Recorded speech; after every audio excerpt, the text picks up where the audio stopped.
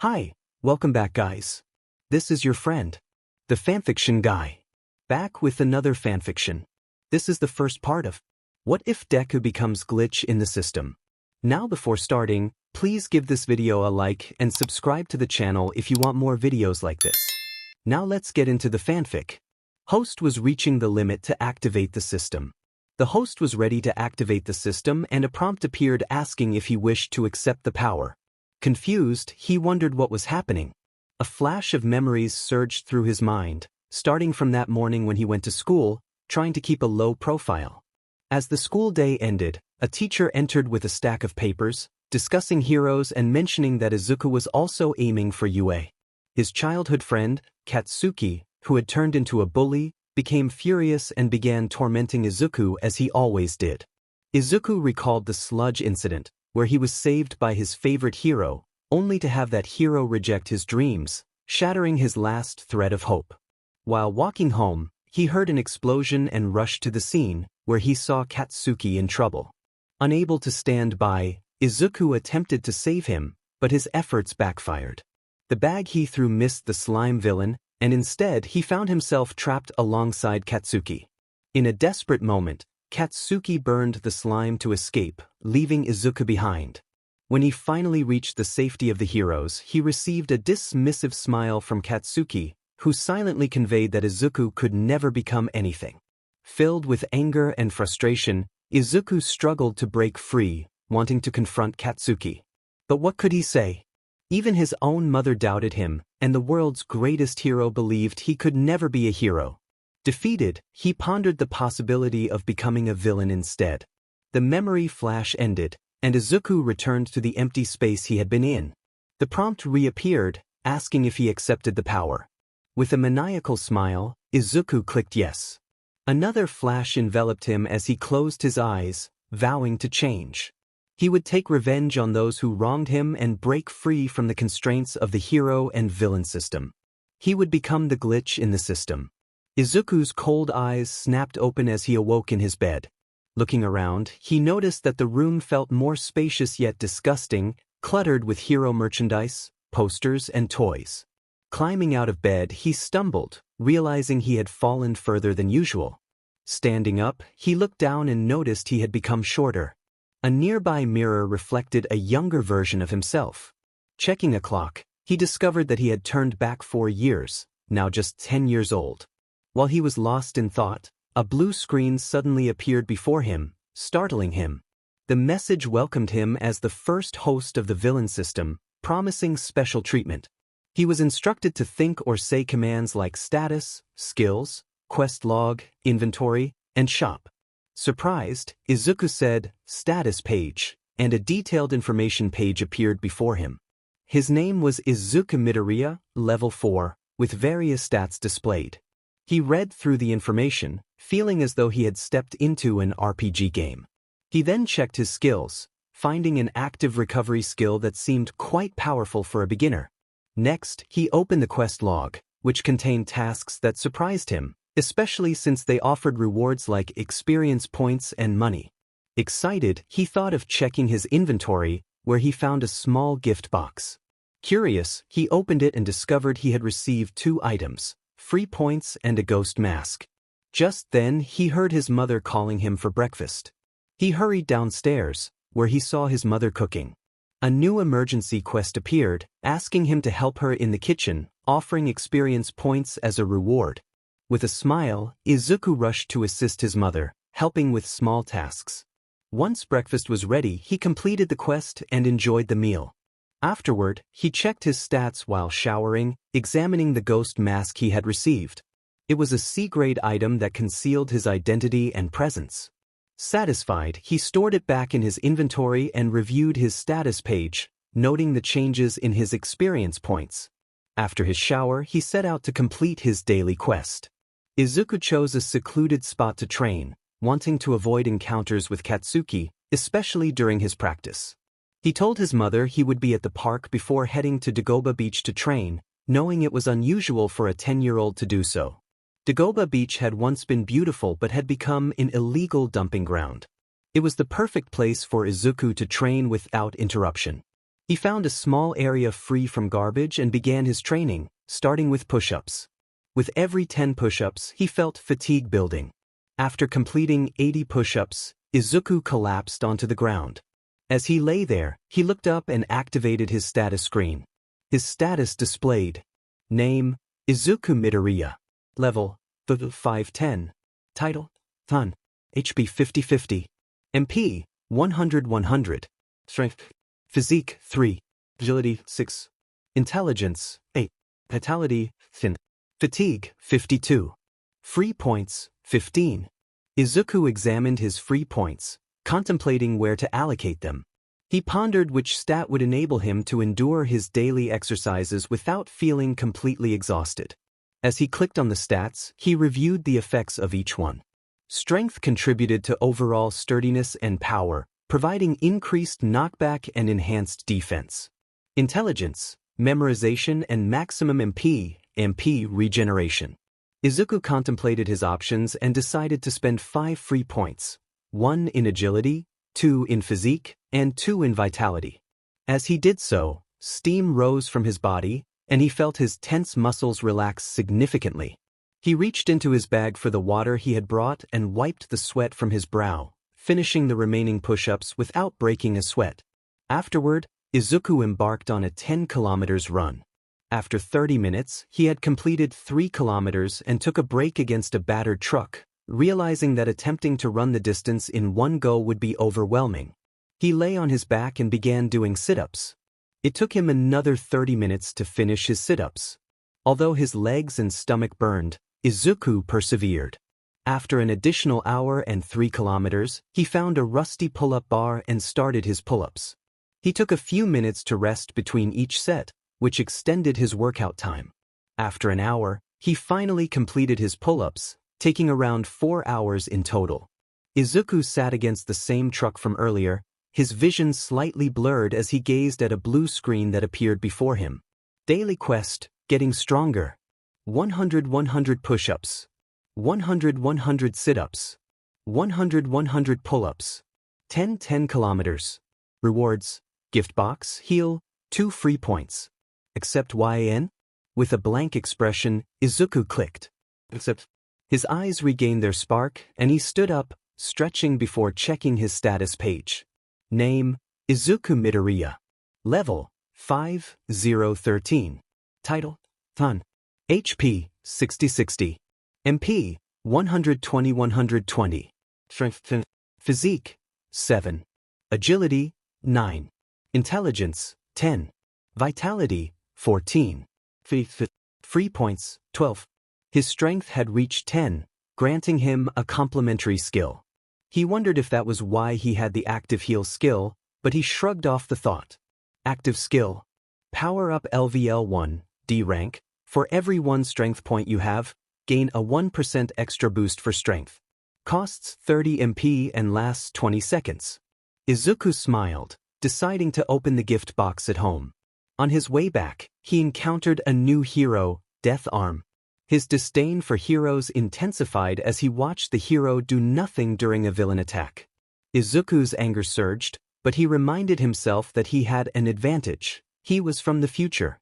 He knew all the major events involving heroes and villains, including their strengths and weaknesses. A smile crept onto his face as he plotted his revenge, knowing he needed to grow stronger.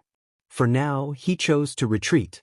When Izuku arrived home, the adrenaline began to fade. As he settled onto his bed to rest, a notification appeared. New stat has been added. Curious, Izuku opened his stat page. Name, Izuku Midoriya. Level, 5013. Title, Thun. HP, 60-60. MP, 120-120. Villain points, 10. Strength, Physique, 7. Agility, 9. Intelligence, 10. Vitality, 14. Free points, 12. Villain points? What could that mean? By performing evil deeds, you will be rewarded with villain points. The more you have, the stronger your skills and body will become. Izuku pondered if he had gained 10 points for contemplating revenge. He dismissed the thought and opened the gift box. Opening. Gift box has opened. All rewards will be moved to your inventory. You have received 1 East Rank Dungeon Key, 2 Broadswords, and 1 random skill. His eyes widened in surprise at the rewards. They were better than he expected. Speed up LVL. 2, C rank, increases speed by 240% for 15 seconds. 5 uses per day. Costs 40 MP. It was a useful skill for critical moments. Izuku took one of the broadswords to test its weight. The blade was larger than his torso, but he found it manageable. After swinging it a few times, he appreciated its heft. He then examined the last item from the reward box. The key was plain and small, and he wondered how to use it. When he extended his hand, he heard a click, and upon twisting the key, the outline of a door appeared. With a firm grip on his sword, Izuku opened the door and entered the dungeon. As he stepped inside, the door closed automatically behind him. In front of him lay a vast field scattered with various bladed weapons. As he moved forward, a warning message appeared. You are now approaching an E-rank dungeon. Active. Dodge or block all of the weapons. Defeat the boss at the end. Rewards. A sword technique, a quirk. Izuku was taken aback but quickly dismissed the screen. He needed to dodge all of this? Gritting his teeth, he charged ahead. The objective was to cross the field.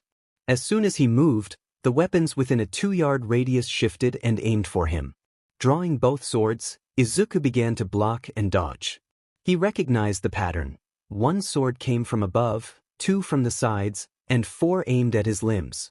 While blocking a descending sword, he noticed another aimed directly at his face. Unable to block it, he jumped back, halting the barrage of weapons. Deciding to allocate some free points, he checked his status again. Name, Izuku Midoriya. Level, 5013. Title, Thun. HP, 60-60. MP, 150-150. Villain points, 10. Strength, 10. Physique, 10. Agility, 18. Intelligence, 10. Vitality, 14. Fatigue, 15. Free points, 4. His physique had reached 10, granting him a new skill. His agility had also reached 10 and then 15, adding more skills to his catalog. Bolt LVL, 1 D rank, move straight forward by 10 to 20 yards. 1 minute cooldown, costs 5 MP. Inevitable LVL, 1 D rank, grants invulnerability for 1 second. Costs 60 MP, cooldown of 5 hours. These skills seemed promising. To be continued. It seemed the skills were meant for this dungeon. When something harmful appeared nearby, Izuku's instincts would alert him. He understood that reaching 15 points in his stats would unlock C-rank skills, followed by D-rank skills. Izuku prepared himself with some light stretches, though he was concerned about his mana pool. He first used a skill called Bolt, which felt like teleportation. The swords positioned 15 yards away moved faster and were more accurate. Then he activated Speed Up, transforming into a blur as he sprinted toward the end of the field. With 1 sword on his back and another in front, he used the larger swords as shields. Despite his efforts, he still sustained some damage. After about 11 seconds, he spotted the finish line where he would face the boss. However, a storm of small daggers was hurtling toward him. Blocking or dodging was not an option. Izuku combined Inevitable and Bolt, holding his sword in a reverse grip and adopting a cross-guard stance. As he reached the end of the dagger storm, his speed-up skill expired. Realizing the urgency, he sprinted forward. This was no longer the beginning where he could lightly swing his sword. There was real power behind the incoming attacks. He could see the finish line, but 2 swords approached from behind. Izuku turned and jumped, using his swords to shield himself. The impact propelled him forward, allowing him to reach the end. A screen appeared, healing him with an orange flash and presenting him with a choice: quirk or a sword technique. After a brief pause, he selected technique. He had chosen reward A, gaining the sword technique known as offense is the best defense.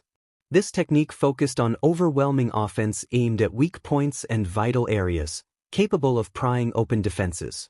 After mentally rehearsing the technique until he felt comfortable, Izuku stood up, his health and mana fully restored, and his fatigue reduced to a manageable level. He then faced the final enemy, the boss named Sten. Sten was an imposing headless knight on a headless horse. As Sten remained inactive, he sensed Izuku's determination and awakened, enveloped in a green ghostly aura. Wielding an imperial spear, Sten charged at Izuku, who took his stance. As Sten approached, Izuku leaped, winding up his sword over his shoulder. When Sten entered his range, he struck. Sten blocked the attack without budging. Realizing he was in a precarious position, Izuku pushed himself back using his. Upon landing, Sten rode in front of him and aimed a spear strike. Too late to react, Izuku turned his head just as a long cut marked his face. Seizing the opportunity with Sten's spear behind him, Izuku twirled and swung his sword, targeting the horse's leg and Sten's body. Unbeknownst to him, Sten did not halt his advance. As Izuku struck, he hit nothing but air, and the high-risk maneuver drained his stamina. With his back turned to his enemy, Sten launched an attack. Power Up and Speed Up activated simultaneously. When the spear entered Izuku's range, he ducked and dashed beneath the horse. As the horse loomed above him, Izuku fell back onto his arms and kicked its gut with both legs. While the horse was momentarily airborne, Sten couldn't attack effectively. Izuku jumped and slashed the horse in two. Before he landed, he executed a vertical slash aimed at Sten. Sten and his now defeated horse landed moments after Izuku. Sten stood with one arm missing, dropping his spear to grip his short sword. Leaning forward, he charged. Sten transformed into a blur of light, reappearing mid-air beside Izuku. He executed a horizontal slash, which Izuku blocked with one hand supporting his blade. Izuku slid across the ground, stopping only after several yards. He jumped back to create distance, but Sten was right in front of him again. He blocked another slash and jumped again, but the results were the same. After a few exchanges, a notification appeared. Speed Up deactivated. Realizing he was at a significant disadvantage, Izuku activated Bolt and ascended. Mid-air, he activated Inevitable. As he fell, Sten attempted to stab him, but the attack passed through him. Izuku gripped his sword with both hands, holding it in a reverse grip, and raised it high before slashing down. He had slain the boss of the E-rank dungeon and was promptly ejected from the arena. His reward was a B-rank quirk called Steam, allowing him to evaporate water molecules around him into controllable steam. A blinding flash enveloped him, transporting him back to his room. Izuku collapsed onto his knees, taking a moment to recover. When he regained consciousness, he noticed it was dark outside, indicating he had slept for about 7 hours. Struggling to rise from the floor to his bed, he activated active recovery. A warm orange glow surrounded him, and he felt rejuvenated, though not as much as after the quest. Sitting on his bed, he checked his stats and skills. Name: Izuku Midoriya. Level: 19, 12198, V.P. 70. Title: Fun. HP: 3300 MP, 2000 Strength, 133 Physique, 128. Agility, 139 Intelligence, 142 Vitality, 120 Fatigue, 30. Free points, 70. Izuku's eyes sparkled as he reviewed his stats. They were impressive, especially after defeating a single boss. Not to mention his first significant victory, it multiplied his stats by tenfold. Izuku quickly deduced that his stats had increased not solely due to leveling up but also because his villain points had reached a total of 70. He realized that he primarily gained villain points through defeats of adversaries or engaging in villainous actions. The more villain points he accumulated, the greater the boost to his stats with each level. After assessing his overall stats, Izuku turned his attention to his individual skills, starting with those that had leveled up. Power Up LVL 2, C rank, provided a notable advantage. For every point of strength he possessed, he gained an additional 1% boost to his strength. When his health fell below 50%, his strength would increase by an additional 10%, consuming 30 to 500 MP and lasting for 45 seconds, with an 8-minute cooldown. This skill proved to be exceptionally beneficial, especially after its rank was upgraded to C, resulting in significant improvements. Active Recovery LVL 2, C rank, allowed him to heal 50% of his maximum health and reduced his fatigue by a quarter. With a cooldown of 15 minutes and a cost of 90 MP, this skill had also seen considerable enhancement, now offering fatigue reduction, which could be crucial in dire situations. Speed Up LVL 3, B rank, increased his speed by 300% for 30 seconds. In the initial 3 seconds, he would experience a remarkable 900% boost, followed by the 300% increase. With 4 uses per day and a cost of 40 MP, it was clear that the higher the rank, the more substantial the improvement. A 900% boost in the first 3 seconds could have turned the tide in his previous encounter. Bolt LVL 2, D rank, allowed him to move in any direction up to 40 yards, with a 15-second cooldown and no MP cost. Interesting, the skill leveled up but did not increase in rank, which is why the improvement isn't significant. The inevitable skill is now at level 2, classified as D rank. It allows the user to be unkillable for 3 seconds, costing 60 MP with a cooldown of 5 hours. The same applies to another skill, which has improved considerably. It seems that leveling up a skill makes it stronger or easier to use. Unfortunately for Izuku, he did not acquire any new skills, but he did gain several items in his inventory. One item was the Skill Merger, a consumable that can combine 2 skills into one. When Izuku saw what this item could do, it immediately reminded him of the Inevitable and Bolt skills. They would work perfectly together when combined. He also found a Silver Saber, a one-handed sword that boosts strength, agility, and physique. The sword resembled one that had been dropped earlier. Another item was the Night Rider, a ghostly horse that could fly, pass through walls, and turn invisible.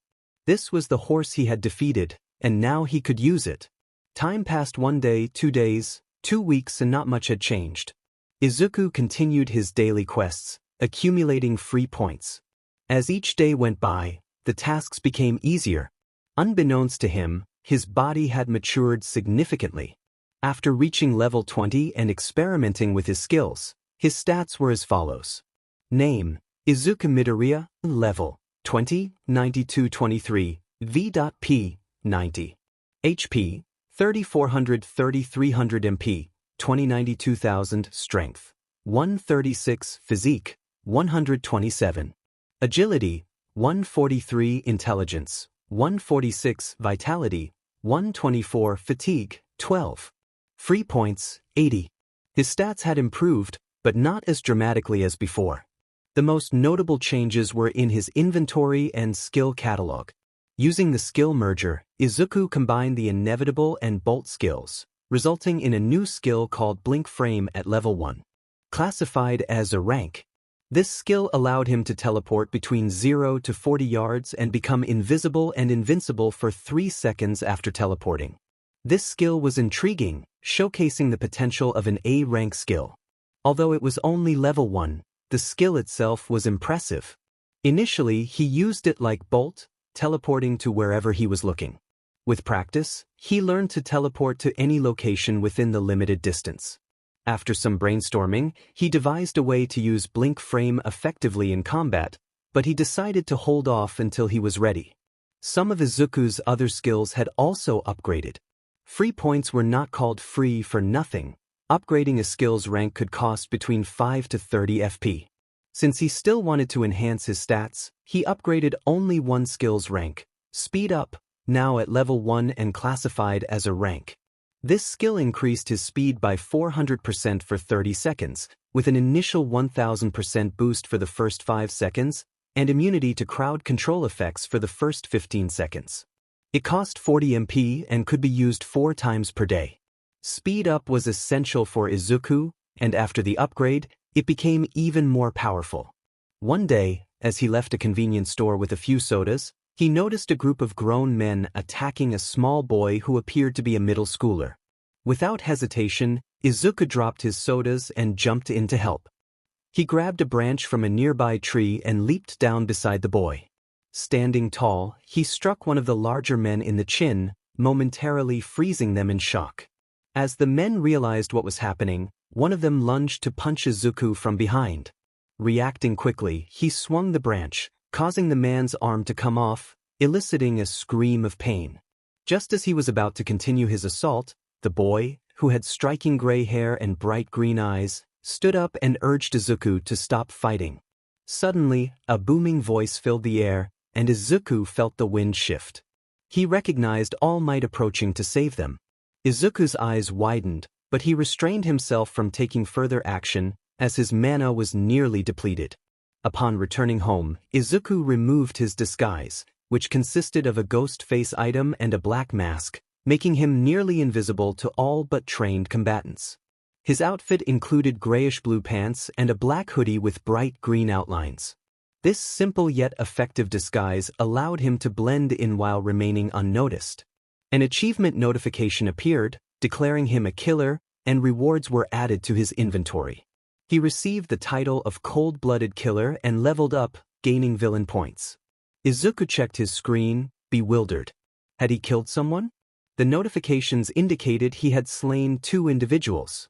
Unsure of how to feel, he contemplated whether he should be sad or proud. The first kill is always the hardest, but he was determined to continue.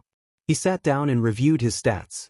Name, Izuku Midoriya, level, 24, 78 330, V.P, 300. Title, Cold-Blooded Killer. HP, 3900 MP, 2490 2490, Strength, 156, Physique, 137. Agility, 193 Intelligence, 166 Vitality, 134 Fatigue, 15. Free points, 100. His eyes widened as he noticed the spike in his villain points and agility. A new skill appeared in his catalog, Villain's Menace at level 300, an unknown rank. This skill allowed him to release bloodlust equal to his villain points once he entered the villain state. Curious about how to enter this state, Izuku pondered whether it was triggered by committing villainous acts. He then checked his inventory for 3 new items obtained from the achievement. 1 sword with a ranking of B, a piece of armor that covered his forearm with a ranking of C, and a pill with a ranking of A. The sword had no name, but he could name it. The blade was black and enormous, a fusion between a katana and a western saber. It granted him agility, and every cut made with this sword inflicted a slowing effect on the enemy, up to a maximum of 30%. Looking at the sword, Izuku decided to name it Musashi, after one of the greatest swordsmen of all time. The bracers provided him with defense and a unique skill called Fatiguing Strength. The premise of the skill was simple. It increased strength at the cost of fatigue. It could be a lifesaver, but it also had the potential to be dangerous. After putting away the items, Izuku turned his attention to the effect of his title. It had to do something, right? Title, Cold-Blooded Killer. Effect 1. When attacking, there is a 2% increased chance to defeat an opponent. This chance increases with each opponent he defeats. Izuku saw this as a significant advantage. He wondered what would happen if it reached 100%. Would he be able to defeat anyone he touched? He quickly dismissed the thought, realizing he had forgotten his soda. Izuku donned his disguise and hurried back to the shady alley. Upon landing, he heard someone muttering. It sounded like the boy he had saved. Enhancing his hearing, he was shocked by what he overheard. He grabbed the soda and left in a rush. Once inside his room, he pondered the boy's background. From his appearance, he seemed like a student from a prestigious school and looked bright. So why did he find himself in such trouble?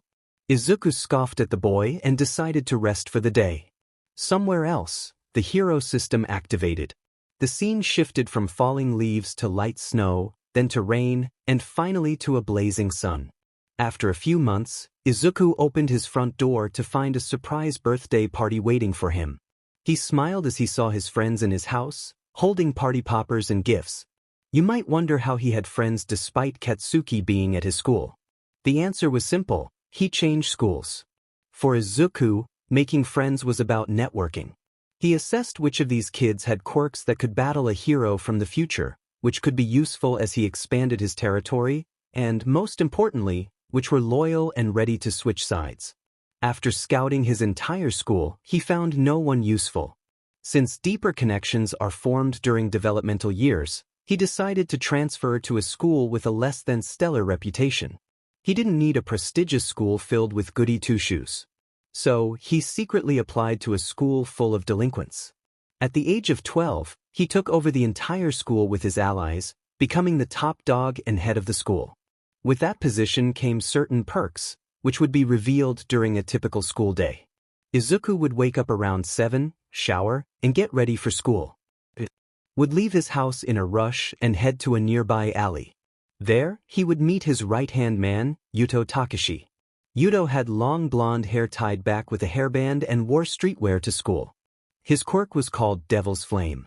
Yuto believed his quirk was weak, but Izuku knew that quirks grew with their users, and during PBRY, Yuto's power would spike. His quirk was already formidable. Back to his day, next to Yuto was a motorcycle. Izuku would ride the motorcycle to school since the delinquent school was about a 40-minute walk away. He usually rode as a passenger, but after Yuto got caught speeding, Izuku had to take the wheel. After a good 10 minutes, Yuto parked the bike, and Izuku walked into the school. Upon kicking open the door, he saw 4 people engaged in an early fight. Seeing this, Izuku activated his quirk. A thick fog enveloped the hallways, causing the fighters to lose sight of each other. After 10 seconds, the fog dissipated, revealing all 4 opponents lying on the ground, knocked out. As he took his seat, the leaders of each class approached Izuku to present the monthly earnings. Each class had a monthly revenue to match. Some might call it extortion. Izuku called it protection. As he counted the bills, he noticed an error. Using steam, he focused on the leader of class. The fog thickened around the class leader's head, causing him to choke and collapse to his knees. Izuku cancelled his quirk and instructed the leader to get it right. The other class leaders stood frozen in fear. Just then, the classroom door opened to reveal Izuku's left-hand man, code name Virtuoso. His quirk was fascinating, called Shield Monster. It made his defense stronger the more damage he took. He could also shield others, and his quirk had a permanent buff. As long as he didn't die, his quirk would grow stronger by the second, but there were side effects. The more his defense increased in one day, the more his energy would deplete. The longer the fight lasted, the more exhausted he would become. Izuku greeted Virtuoso as he took a seat on the floor. This was the perfect team. All he needed now were some cannon fodders.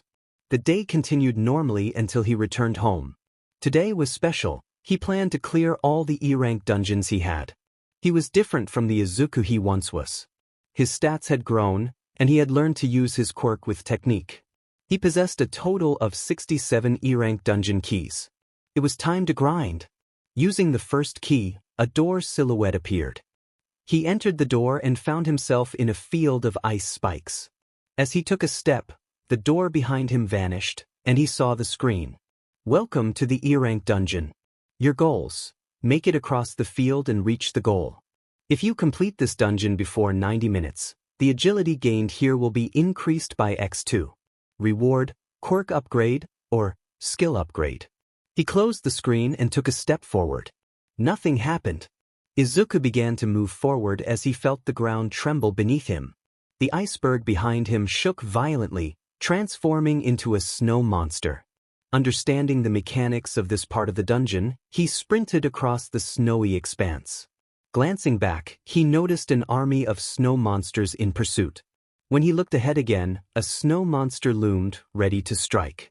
Izuku quickly accessed his inventory and drew out his sword, Musashi. He lunged forward and swiftly dispatched the monster. He paused for a moment to check his stats, a smile spreading across his face as he saw the increase in agility points. With determination, Izuku's eyes glowed red as he prepared for the oncoming threat. He activated his speed boost and charged toward the approaching monsters, his sword swinging wildly. In mere moments, he sliced through them with precision, clearing the path ahead. After a brief but intense battle, he reached the end of the snowy field. Taking a moment to gather himself, he activated his power-up. He had invested all his free points into strength and activated his quickness ability. Steam enveloped his sword, thickening it as he lowered his stance and took a deep breath. With a sharp inhale, he swung his sword, causing the steam to freeze and shatter into a flurry of ice spikes that took down the first wave of monsters. Izuku then devised a new strategy. He swung his sword to build momentum, and as the nearest monster lunged at him, he stabbed the ground with his sword. The force of his strike shattered the ice floor, sending shards flying and incapacitating most of the larger monsters. The remaining foes were swiftly dealt with by Izuku himself. After a few more minutes of combat, he crossed the border and reviewed his stats. Name: Izuku Midoriya, Level 32, 171,991, V.P. 700. Title: Cold-Blooded Fighter. HP: 16,900, 16,900 MP, 7,697,690. Strength: 476. Physique: 307. Agility: 595. Intelligence: 286. Vitality: 231. Fatigue: 39. Free points: 0. Izuku was astonished by the agility points he had gained. He glanced at the timer and then at the final challenge ahead. It was a vast field of snow, stretching so far that even with his physique, he could not see the end. As he took a step forward, he heard the faint sound of cracking beneath him. Realizing the nature of the test, he prepared himself and activated his sprint, bolting forward at full speed. As anticipated, the ground began to fracture beneath him. Remaining calm, he drew his two swords, enhancing his agility and physique. His speed surged, but it was short-lived. Despite his attempts to stabilize the floor with steam, it continued to crack.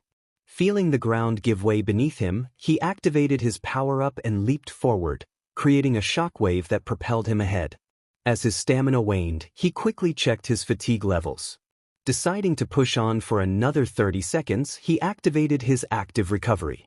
Just as he reached the 25-second mark, the floor around him collapsed, and he fell. Not seeing a quick way back up, Izuku opted to swim. Although it was slower, it was less taxing than running. After 2 minutes of swimming, he used his active recovery and blink frame abilities, reappearing on solid ground. He activated his sprint once more and raced toward the goal.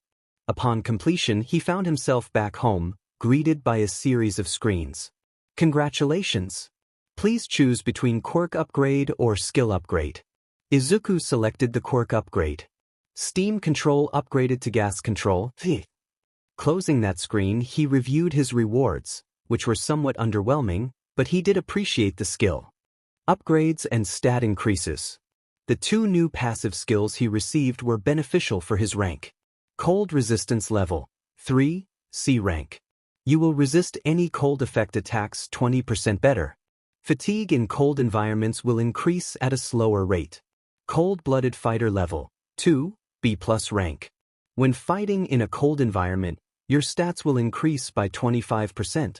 Realizing he lacked effective passive skills, Izuku rested for 4 hours before entering another dungeon. 2 days later, he found himself at the 50th key. A sudden occurrence has happened. Will you merge your other keys to create a B rank dungeon key? Surprised and excited, Izuku accepted the offer, and a door 10 times larger than a normal door materialized before him. Before stepping inside, he used some skill upgrade cards to enhance his abilities. Active Recovery, C, upgraded to B. Active Recovery Level 4, B rank. Heal 100% of your max HP. Reduce fatigue by half. Cooldown, 15 minutes, minus 90 MP. Active Recovery, B, upgraded to A. Active Recovery Level 2, A rank. Heal 200% of your max HP. Any remaining HP will convert into defense. Reduce fatigue by 75%.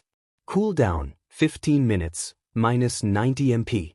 Izuku was impressed by these effects, recognizing the value of upgrading this skill as it could save his life. Power-up, C, upgraded to B. Power-up level 2, B rank. For every point of strength, gain a 1% boost to strength. When HP falls below 70%, increase strength by an additional 20%. When HP falls below 40%, increase strength by an additional 40%. Minus 100 to minus 1000 MP, lasting 1 minute. Cooldown, 8 minutes. He found this skill to be incredibly powerful. If he met the conditions, his strength could potentially increase by 600%. As he examined his skills, he noticed 2 new additions. Healing Whisper Level 1, B rank. Heal 5% of your HP every second for the next 25 seconds. During healing, status effects will not affect you. Cooldown 2 hours. MP, Stealth Level 1, A rank. Become invisible for 15 seconds. Cooldown 10 minutes. Satisfied with his new skills, Izuku entered the dungeon. The moment he stepped inside, he leaped to avoid a punch from a stone monster. Spinning with his sword drawn, he struck down a bird monster soaring above him. He then blocked another monster from the sky with his heavy bracers as he was slammed into the ground. Izuku powered up and slashed the rock monster, defeating it. He sidestepped a bird and grabbed its neck, throwing it into another sky creature, taking them both down. He wondered what had just happened. Welcome to the B-rank dungeon, Inferno. To leave this dungeon, he would need to defeat the boss. The outside world would remain still while he was inside. Good luck, player. Izuku smiled as he surveyed the area before him, a sea of monsters surrounding him. The 3 monsters he had defeated had granted him a decent amount of experience points. Was this actually a good thing? He activated one of his quirks, Clear Vision, along with gas control. Since he was in a volcanic setting, he decided to use the gas around him to obscure the monster's vision. With Clear Vision, he could see clearly. He equipped all of his weapons and armor that enhanced his strength and mobility. Activating his skill, Fatiguing Strength, he charged in, swiftly taking down the monsters one by one. With their vision obscured, dodging and countering became easy. With each strike, he gained more cover. After about 50 minutes, the smoke cleared, revealing Izuku standing among the defeated monsters. He took a brief rest before advancing. In the next 3 stages, he repeated his successful strategy until he entered the next stage. Here, he encountered 3 larger monsters, each adorned with weapons and armor that distinguished them from the others. Gripping his sword tightly, he activated his stealth skill, moving behind the 3 monsters. He jumped and struck one in the neck, but it did no damage. His instincts flared, and he quickly took a defensive stance as he was sent flying. As he tried to escape the debris, he noticed the other monsters charging toward him. Realizing he couldn't hold back, he spat out blood as a dark aura enveloped him. The King of Death had blessed him with his powers. A temporary skill, Death Wave, had been added, along with a temporary weapon, the Death Scythe. Izuku opened his eyes to find himself standing, the monsters hesitating to approach him. He held a black scythe in his right hand, black steam rising from his feet and enveloping half of his body. The thick black gas obscured his surroundings. Looking at his reflection in the scythe, he noticed his eyes had turned a dark purple and his hair was standing on end. As the monsters charged at him after a brief pause, he unleashed his skill and swung his new weapon. A purple wave surged forward, and with every monster that came into contact with it, Izuku absorbed their life force, restoring his health. Seeing no capacity for extra health, his random stats were temporarily boosted. His strength and speed surged.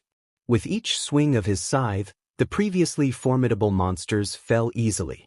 Without wasting time, he swiftly cleared each floor until he reached the boss room.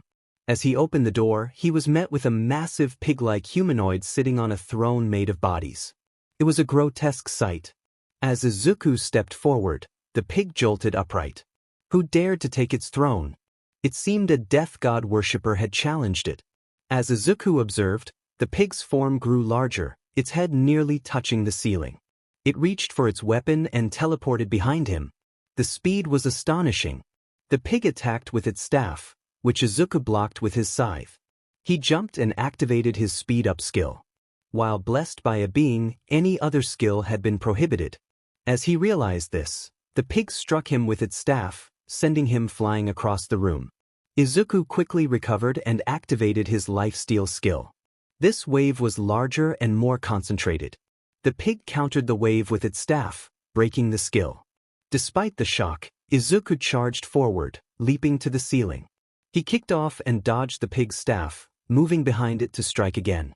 Without its staff, the pig was just a large target. With each hit, Izuku grew stronger while the pig weakened. This continued for 30 minutes until the pig finally paused. The death god's blessing had ceased. The pig laughed, claiming Izuku's luck had run out. Unfazed, Izuku let the pig approach before activating his speed up, power up, fatiguing strength, and stealth skills. Wielding the scythe and boosted stats, he moved behind the pig in a flash and swung down. The massive pig was severed in two, along with the floor and the entire dungeon itself.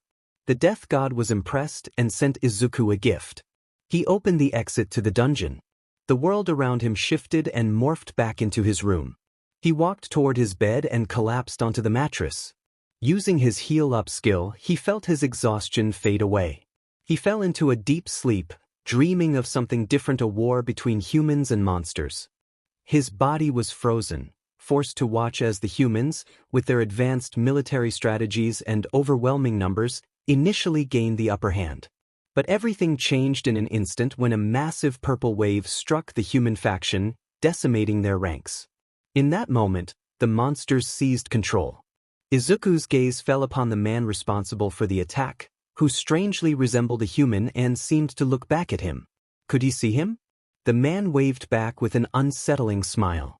As he was about to wave back, Izuku felt a significant change in the pressure around him. Turning to look behind, he saw countless meteorites hurtling toward him from the human side. Just as they were about to strike, Izuku woke up. Ruffling his hair, Izuku noticed a notification. He opened it to reveal a large interface. Would you like to upgrade the system? Confused but intrigued, Izuku pressed accept. The catalog screen shattered into small pieces and entered his mind. A wave of nausea washed over him, causing the room to spin. He fell to the ground, struggling to keep his stomach settled. After a few minutes, the nausea subsided and his appetite vanished. He returned to his bed, eager to explore the new updates, skills, inventory, status. Name: Izuku Midoriya, level 69, 4506200. Villain points, 1200. Title: Cold-Blooded Fighter. HP: 26,900, 26,900 MP, 9,699,690. Strength: 666. Physique: 547. Agility: 810. Intelligence: 491. Vitality: 431. Fatigue: 2 free points, 0. Power-up level: 2, B rank. For every 1 strength, gain a 1% boost to strength. When HP falls below 70%, increase strength by 20%. When HP falls below 40%, increase strength by 40%. Cooldown: 8 minutes. MP: 1 minute minus 100. Active recovery level: 4, a rank. Heal 200% of max HP.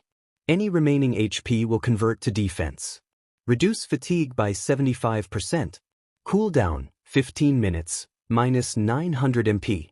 Healing Whisper level: 1, B rank. Heal 5% of HP every second for the next 25 seconds.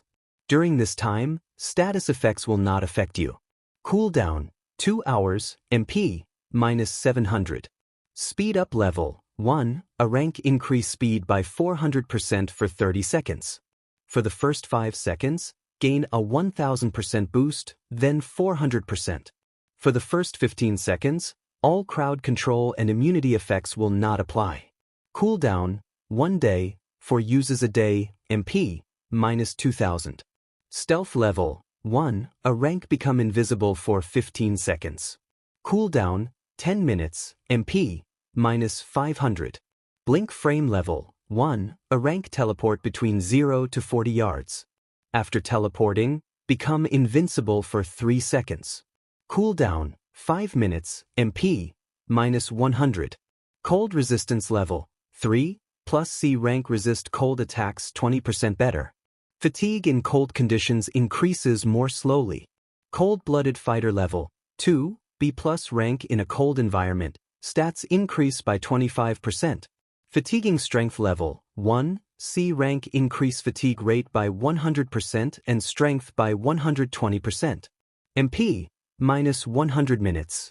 Demon clone level: 1, a rank. Create a clone that shares 50% of your stats and all your skills. Cooldown, 24 hours, MP, -500.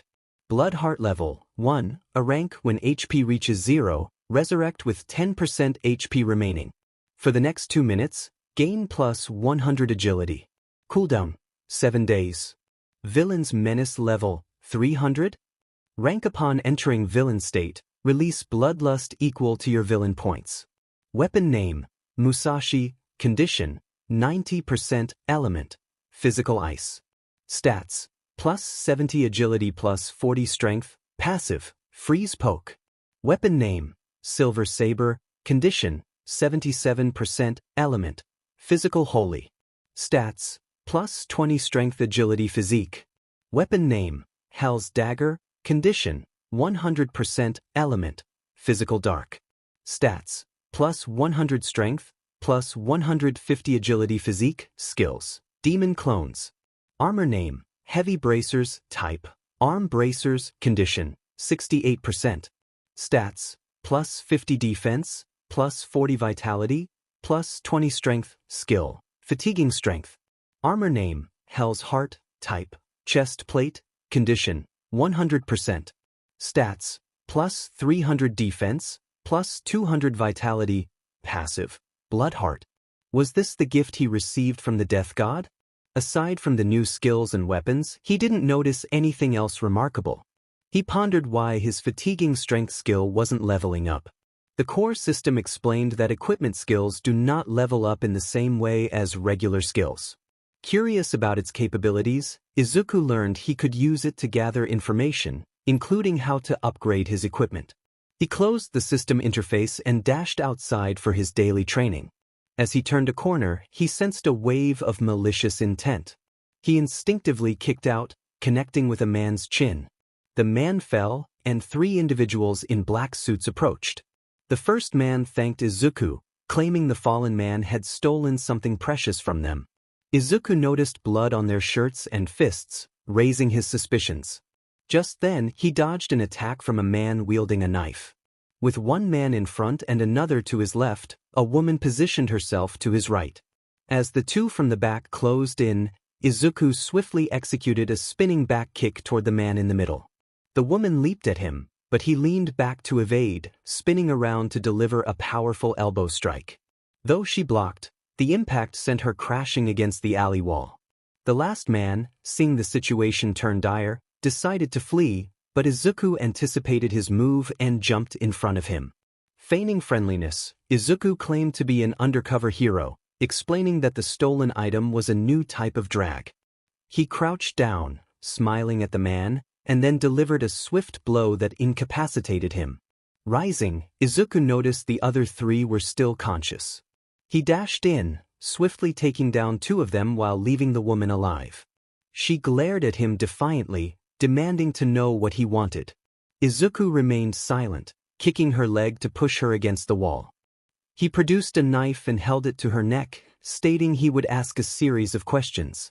Her answers would determine her fate, and he made it clear that unsatisfactory responses would lead to dire consequences.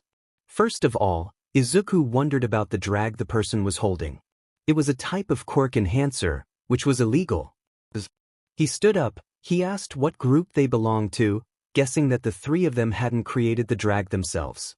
They revealed they had been working with the League of Villains, prompting Izuku to think deeply. He inquired how much of the drag they had, to which they replied it was the only one. Izuku nodded and swiftly kicked the person into the wall. He then took the drag and used the deceased man's phone to call the authorities. When he reached the operator, he explained there were 4 bodies present. The operator asked for details about what happened, and Izuku described an attack involving himself and 3 villains, followed by another man who had killed them in front of him. The operator expressed concern for his safety, but before they could continue, Izuku ended the call. He placed the phone next to the first victim and activated his stealth ability, leaving the scene as he completed his daily training. This was the day Izuku had been anticipating. He left his class early and took Yudo's motorcycle to the tunnel where he had first encountered the slime monster.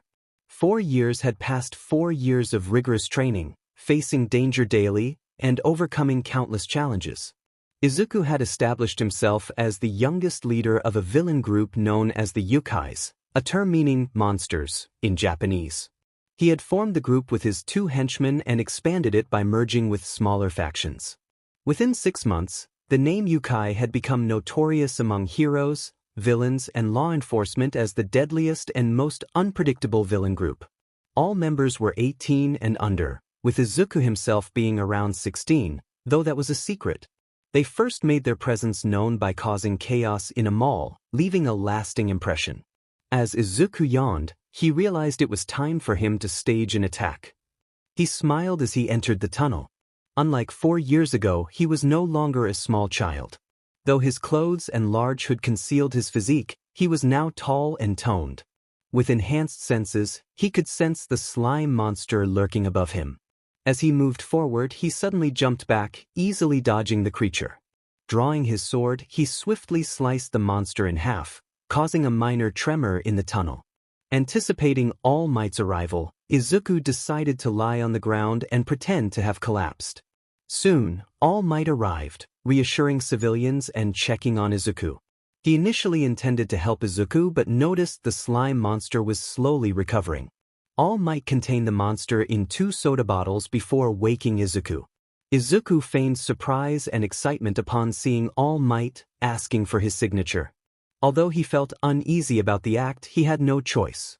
All Might prepared to leave, but Izuku jumped onto his back, needing the scene to unfold as planned. While soaring over the city, he released one of the bottles from All Might's pocket. All Might landed on a rooftop to prevent Izuku from falling. Before departing, Izuku asked if he could still become a hero despite being quirkless. Bowing his head, he felt a mix of disgust and determination. As he looked up, he noticed a thin man resembling All Might. Concerned, he asked what had happened to him. All Might revealed that due to an injury sustained 5 years prior, he could only perform hero work for 5 hours a day. Izuku nodded sadly, but internally he recognized this as an opportunity. All Might had a weakness, and he was growing weaker each day.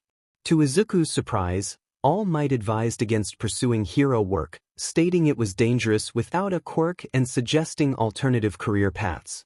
Izuku pretended to be disheartened as he walked toward the exit. Before leaving, he turned back with a sly smile, remarking that with such an attitude, All Might only create more monsters. Izuku quickly exited the building and headed toward the location of the slime monster incident. Anticipating a delay, he stopped at a nearby cafe for a quick drink. While sitting at a table and jotting down notes, he was approached by a server with messy blonde hair styled in 2 buns. She had striking yellow eyes and slightly pointed teeth. As she leaned closer, she commented on the scent of blood on him. Izuku, intrigued yet cautious, engaged her briefly before deciding to leave the cafe, noticing her flustered reaction as he walked away. Suddenly, a loud explosion echoed in the distance. Izuku sprinted toward the sound, feeling a wave of nostalgia wash over him. There was Katsuki was trapped, just as Izuku had once been. Once again, the heroes seemed inactive. Izuku decided to intervene, throwing his bag at the slime monster, which struck its eyes and blinded it momentarily. Seizing the opportunity, he grabbed Katsuki's hands and hurled him toward the heroes. As the slime's vision returned, it froze, recognizing Izuku as the same boy who had nearly defeated it before. However, upon noticing the paper Izuku held, which read, "If you don't want to die, act like I'm just a normal boy," the slime, though frightened, chose to trust him and was engulfed by the sludge monsters. Izuku's acting was impressive. He appeared frightened and desperate. His original plan was to fill the area with steam and have a differently dressed clone come to his rescue. The clone was ready to go, but something unexpected happened. All Might appeared out of nowhere and stood before him. Just as he had done with Katsuki, All Might pulled Izuku out and tossed him to the heroes. Izuku landed on his feet, disappointment etched on his face. All Might unleashed a powerful attack, declaring his signature move. Disheartened, Izuku turned around and decided to head home. About 5 minutes later, while walking quietly, he felt a rush of heat near the back of his head. He ducked and spun around, his elbow connecting with Katsuki's ribs. As Katsuki landed, he clutched his sides, wincing in pain. Katsuki questioned what Izuku had been doing. Izuku retorted, suggesting he was saving Katsuki. Katsuki scoffed, claiming that Izuku thought he was better now that he had changed schools and threatened to put him back in his place. As Katsuki threw a right hook, Izuku anticipated the move. He ducked and headbutted Katsuki's chest, causing him to stagger back. Seizing the moment, Izuku kicked Katsuki in the stomach. Izuku challenged Katsuki's obsession with quirks, questioning if a person was less valuable without one. Katsuki insisted that without a quirk, one was a waste of society. Izuku pointed out that a quirkless kid had just beaten him, implying that Katsuki was worse than trash. He reminded Katsuki that he had been saved by someone without a quirk when he couldn't do anything with his own. Katsuki lunged at Izuku, but it was futile. As he attempted to rise, Izuku executed an axe kick, bringing him back down. Izuku confronted Katsuki about the significance of quirks, expressing his hurt at being seen as less than human. Katsuki was momentarily speechless, realizing the weight of his words. If only he understood what Izuku had endured to save him. Izuku's expression shifted between anger and sadness, revealing a broken spirit. He declared that if he meant so little to Katsuki, he wished to be erased from his memory. With tears in his eyes, Izuku walked away, leaving Katsuki to reflect on his actions.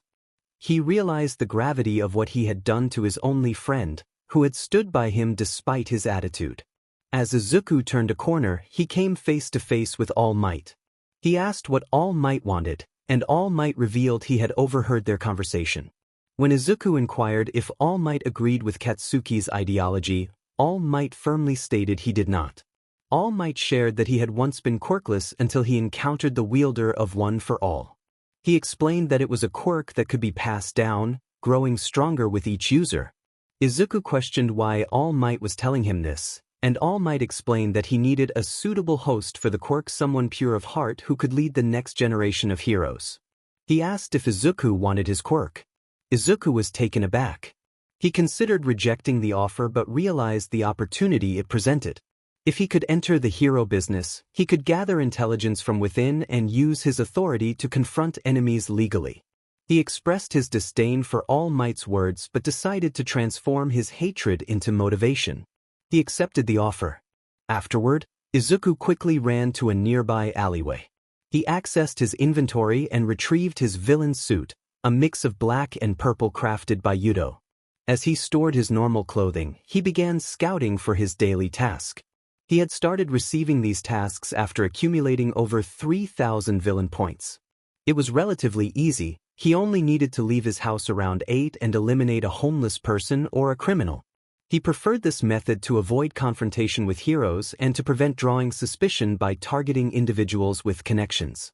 As Izuku leaped over a building, he heard a familiar sound.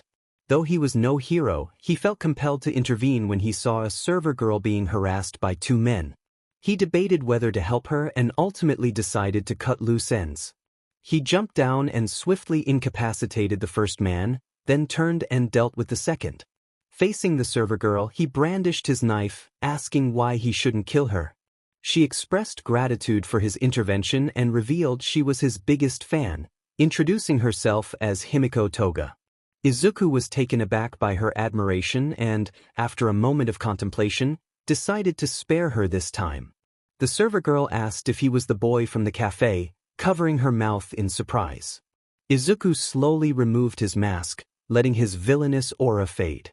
He looked her directly in the eyes, a smile creeping onto his face, before turning to leave, uninterested in villainous work at the moment. As he walked away, he felt a tug on his shirt. Turning around, he saw the server girl with her head bowed. He gently lifted her chin, surprised to find her face lit up with joy, a wide smile and a blush adorning her cheeks. She seemed a bit unhinged, but there was something captivating about her. "Shuten Doji. Please make me your woman," she breathed heavily between words. Izuku cupped her face in his hand, stroking her cheek gently. "What can you do for me, server girl? Would you sacrifice everything for me? Would you bring chaos upon the world just because I asked?" he inquired, staring deeply into her eyes. "Yes. I can do anything for my shouldn't I? If you want proof, just look me up. I've already taken many lives, she exclaimed, her blissful expression unwavering. Izuku was taken aback. He had not anticipated such a response. Yet he found it intriguing. She seemed to possess more experience and connections than he did, and if her quirk proved useful, they could make a formidable team. That's cute. We can date for a week, and if I don't like you by then, you'll have to face the consequences, he said, taking her hands in his. Izuku's acceptance of her proposal was not merely for companionship or affection. He had a larger purpose in mind, one that he would reveal in due time. The next morning, Izuku woke up and stretched, noticing Toga sleeping beside him. He quietly got out of bed to begin his morning routine, brushing his teeth, grabbing a quick breakfast, and heading out for a run. As he jogged, he recalled his mother's reaction when he introduced Toga to her. It had been amusing. His mother had exclaimed that he was too young, while Toga had found his home cozy and charming. They had shared stories of their dreams and ambitions, and Izuku found Toga's wildness both thrilling and concerning. After completing his lap, he arrived at Doba Beach, spotting a skinny blonde man sitting among the refuse. "Hello, Sir All Might," Izuku greeted as he approached. "Young man, you're early," All Might replied, yawning. "How can I obtain your quirk?" Izuku asked eagerly. "Not so fast, young man," All Might cautioned, gesturing to the litter around them. "To inherit one for all, you need a suitable vessel. If the vessel is too weak, your body will suffer." Izuku scoffed, confident in his abilities. He walked over to a rusty locker and, with a swift kick, shattered it in half. Then he approached a fridge and punched it, causing it to explode spectacularly. "Is that not enough for you?" he challenged, noticing All Might's astonished expression. "Well, you still need to clean this beach. With your strength, I doubt you'll need much guidance," All Might said, pretending to cough.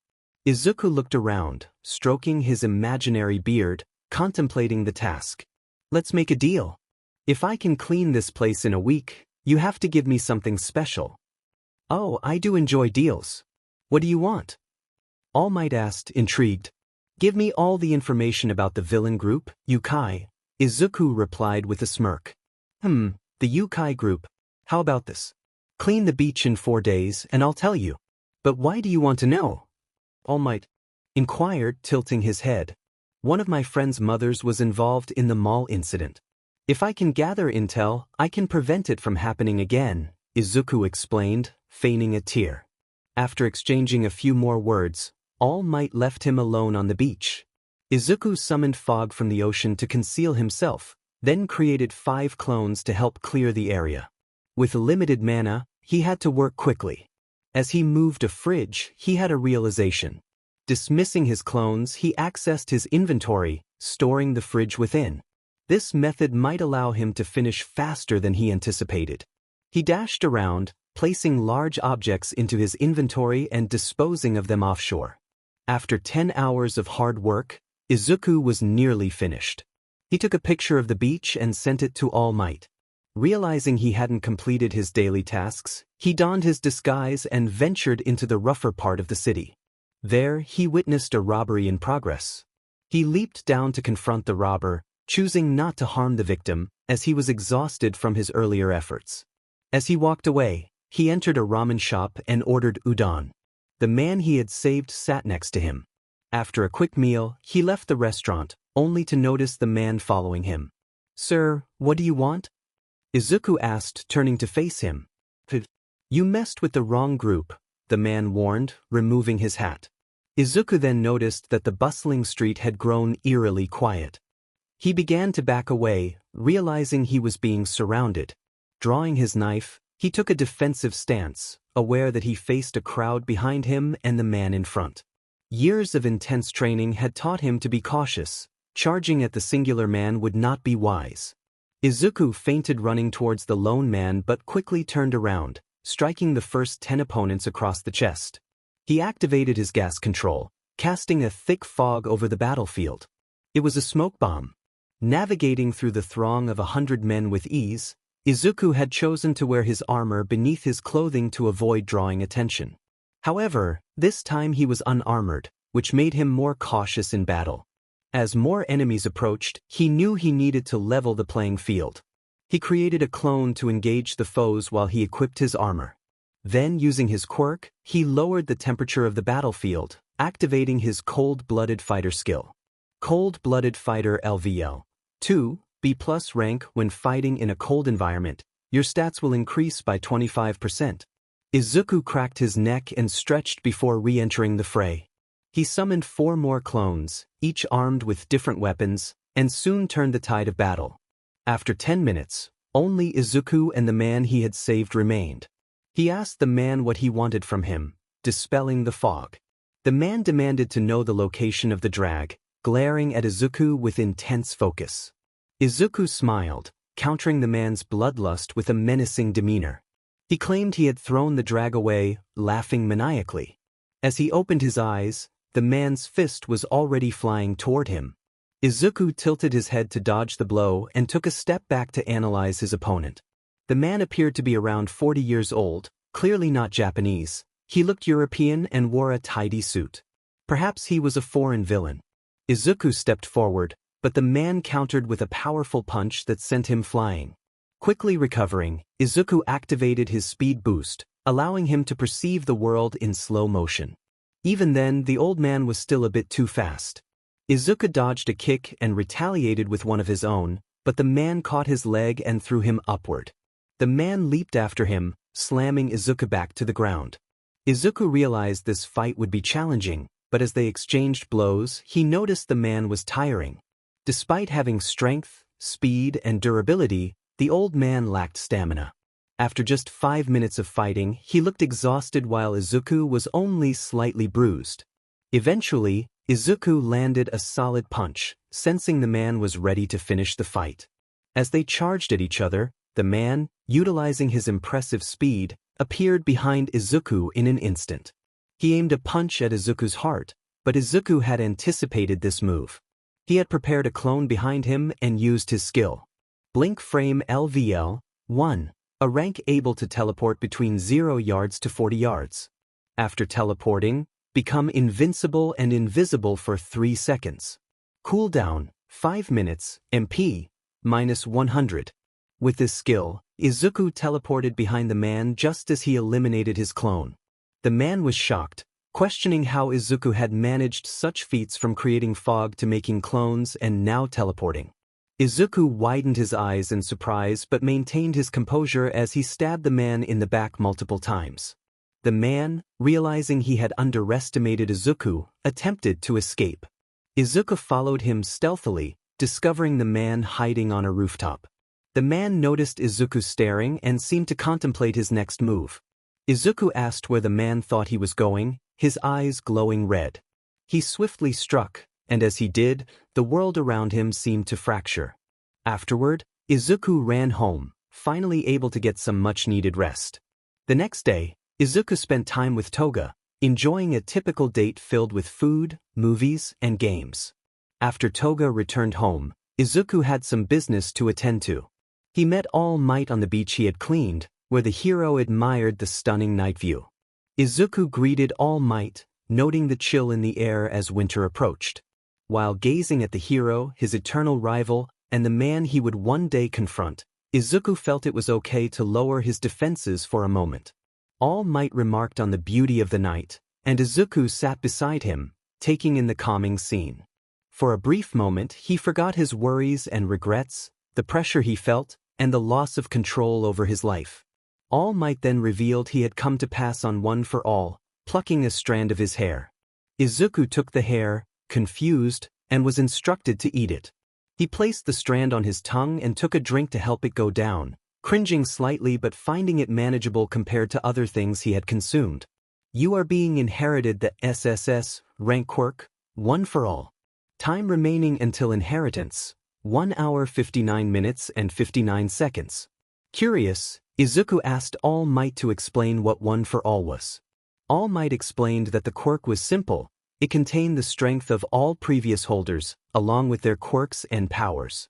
Izuku noticed a hint of sadness on All Might's face, realizing even heroes had their burdens. They talked a bit longer before Izuku left to take a walk. As he strolled past a building, he suddenly sensed an impending danger. Taking a step back, he recognized it was another group of villains. Izuku wondered what the men wanted this time. Using his quirk, clear vision, he spotted a man with his hands on his face and another figure made of black smoke standing behind him. He braced himself, cracking his fist as he prepared for confrontation. The man demanded the drag in Izuku's possession. Izuku, holding the drag from his inventory, hesitated but then made a quick decision. He injected the substance into himself, feeling a surge of power course through him. As the effects took hold, Izuku felt his heartbeat slow, and then suddenly he jolted upright, his body igniting with energy. His veins glowed, and electricity crackled around him. Overwhelmed by this newfound strength, he punched the sky, unleashing a shockwave that sent dust swirling around him. He wondered if this was the legendary one for all. However, the exhilaration quickly turned to pain as he felt his arm bruise from the force of his own attack. Recalling All Might's words, he focused on recovery, knowing he needed to maximize the effects of the quirk enhancer. Finding a hiding spot behind a slide, Izuku suddenly felt a tearing sensation in his chest and his veins throbbed painfully. He coughed, realizing the drag's side effects were kicking in. Desperate to stabilize himself and make the most of the situation, he remembered a skill designed for emergencies, Healing Whisper. Activating the skill, he felt clarity wash over him, allowing him to think clearly despite the chaos around him. To enhance his cover, Izuku released steam, creating a thick gust of wind. Unfortunately, this alerted the villains to his presence, and he lost the element of surprise. Using clear vision, he could see through obstacles, even detecting bones and muscles. It dawned on him that the quirk enhancer might have boosted all his abilities. He sent out a clone to distract the villains while he quickly checked his quirk logs. To his surprise, all his quirks had increased in rank, including one for all, which had moved to an even higher tier. As the side effects began to wane, Izuku decided to seize the moment and escape. He emerged from his hiding spot, using his enhanced vision to locate the villains. Charging his legs with 40% of One for All's power, he leaped toward them. Mid-air, he faced them with determination and unleashed a powerful flicker, propelling himself away from danger and toward home. Once inside, he felt a wave of fatigue wash over him. He lay down next to Toga, who was asleep, and checked his phone. A message from All Might caught his attention, prompting him to open his laptop. As he read the file, his eyes widened in shock at the information it contained. It was a beautiful night, illuminated by a full moon and accompanied by a gentle breeze. A man with green hair rode a horse toward an abandoned building, followed by around 450 individuals who appeared to be well-dressed gentlemen. The green-haired man dismounted and shouted for everyone to take action.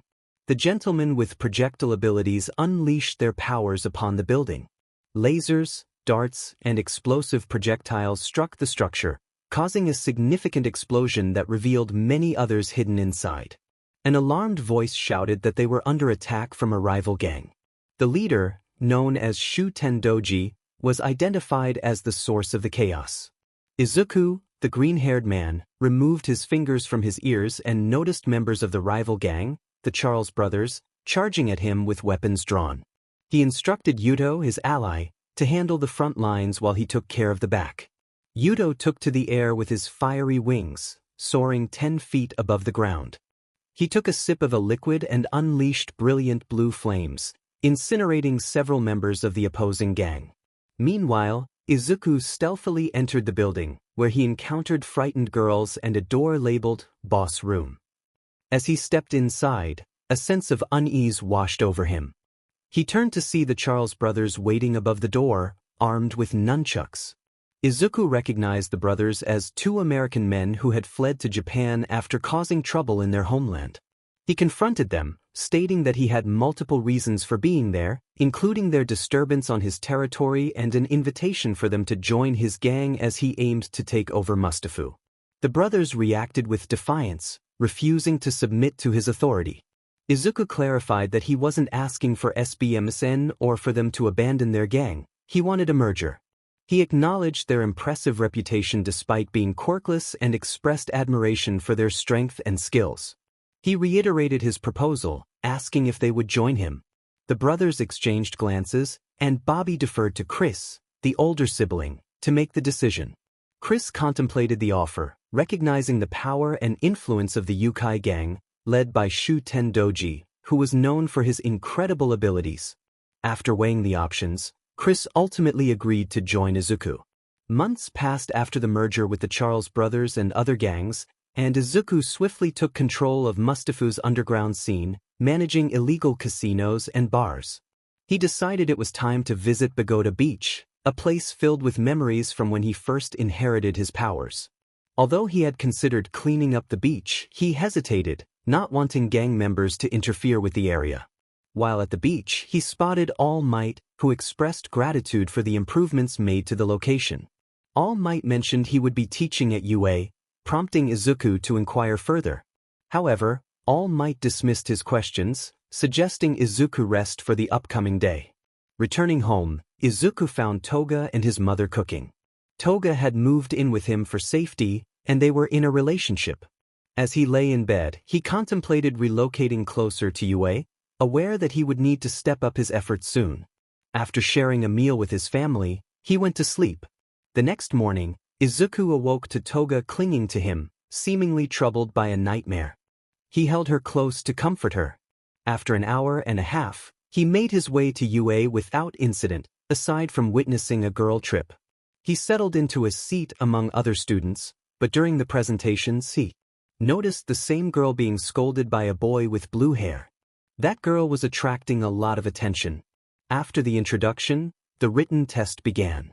It was relatively easy for Izuku, who was 17 at heart. He submitted his test quickly and immediately checked his phone. He was in a group chat with the leaders of various gangs: Yuto, Chris, Bobby, Seven, the leader of the Seven Hit, and Fudo, the leader of the Black Nails. They were discussing strategies and future plans. The power balance was shifting towards Izuku, but considering his young appearance, the others took charge of the strategies, although Izuku had the final say. In reality, he was the oldest in the group, but in this body he appeared the youngest, with Seven and Fudo being 17 and Yuto being. Izuku turned off his phone as the physical exam started. Dressed in a black tracksuit, he noticed a blue-haired guy bullying a brown-haired girl again. Izuku approached the blue-haired bully and patted him on the shoulder. When the bully turned around, Izuku slapped him, causing him to fall to the ground with a nosebleed. The blue-haired guy shouted angrily about his brother. Izuku squatted down and slapped him again, stating that he didn't care about the bully's brother or his actions. He then walked away. The brown-haired girl approached Izuku, holding onto his hand and thanking him. She asked if she could repay him with a drink. Izuku replied that he wasn't interested in someone who couldn't stand up for themselves. As he said this, the gates opened, and everyone rushed in. Izuku lingered behind, contemplating which quirk to use. He decided on clairvoyance and one for all. Using clairvoyance, he spotted the 3 pointers in the back and activated one for all. Following Yuto's advice, he spread the power evenly throughout his body. Izuku likened one for all to a drink. If he drank only 20% of the entire bottle, he would gain power without drawbacks. He sped through the area, taking down robots left and right. After about 30 minutes, he grew tired of destroying robots and decided to scout the surroundings. While exploring, he spotted 3 guys ganging up on the brown-haired girl. They questioned whether they would get caught, and one of them boasted about his quirk that could disable cameras and surveillance. The girl protested, demanding to be let go. When one of the bullies threatened her, she bit his hand and kicked him, using her quirk to make him float. However, she was then kicked in the stomach and fell down. Izuku, feeling the urge to help, jumped down from the top of a building at the last moment. He struck the floating bully in the stomach, delivered a powerful roundhouse kick to the one who had kicked the girl, and landed a clean uppercut on the 3rd bully. He reached out his hand for the girl to take, and as she grasped it, he felt the ground shake. Emerging from the alley, he saw a massive robot approaching, seemingly without purpose. Everyone else fled in panic. Seizing the opportunity to showcase his quirk, Izuku leaped from the alleyway to the top of the robot's head. Onlookers were astonished, questioning what he was doing there. Ignoring their chatter, Izuku prepared to take down the robot with a single punch. The robot crumbled under his strength, and as Izuku jumped down, an explosion erupted behind him. He walked toward the exit, unfazed by the stares directed at him. On his way out, he encountered the 3 bullies he had defeated earlier, glaring at them with a menacing look. They were visibly shaken. Izuku hurried out of the building and headed to his motorcycle, where he found a man sitting on it. He recognized Ida and asked what he wanted. Ida revealed that he knew who Izuku was and showed him a picture on his phone of Izuku defeating the 3 bullies. Izuku appeared behind Ida and grabbed the back of his neck, demanding he get off his bike. Ida complied, raising his hands in surrender. Izuku then asked what Ida meant by knowing who he was. Trembling, Ida stammered that Izuku was Shuten Doji. Izuku expressed surprise at Ida's courage to confront him and questioned whether he thought he wouldn't take action against him. Ida quickly clarified that he wanted to join Izuku. Izuku released his grip, and as Ida gasped for breath on the ground, Izuku tossed him a helmet, instructing him to get on the motorcycle if he wanted to join. After a moment of hesitation, Ida put on the helmet and climbed onto the bike. As Izuku parked, he asked if Ida was going to back off. Ida assured him he wouldn't.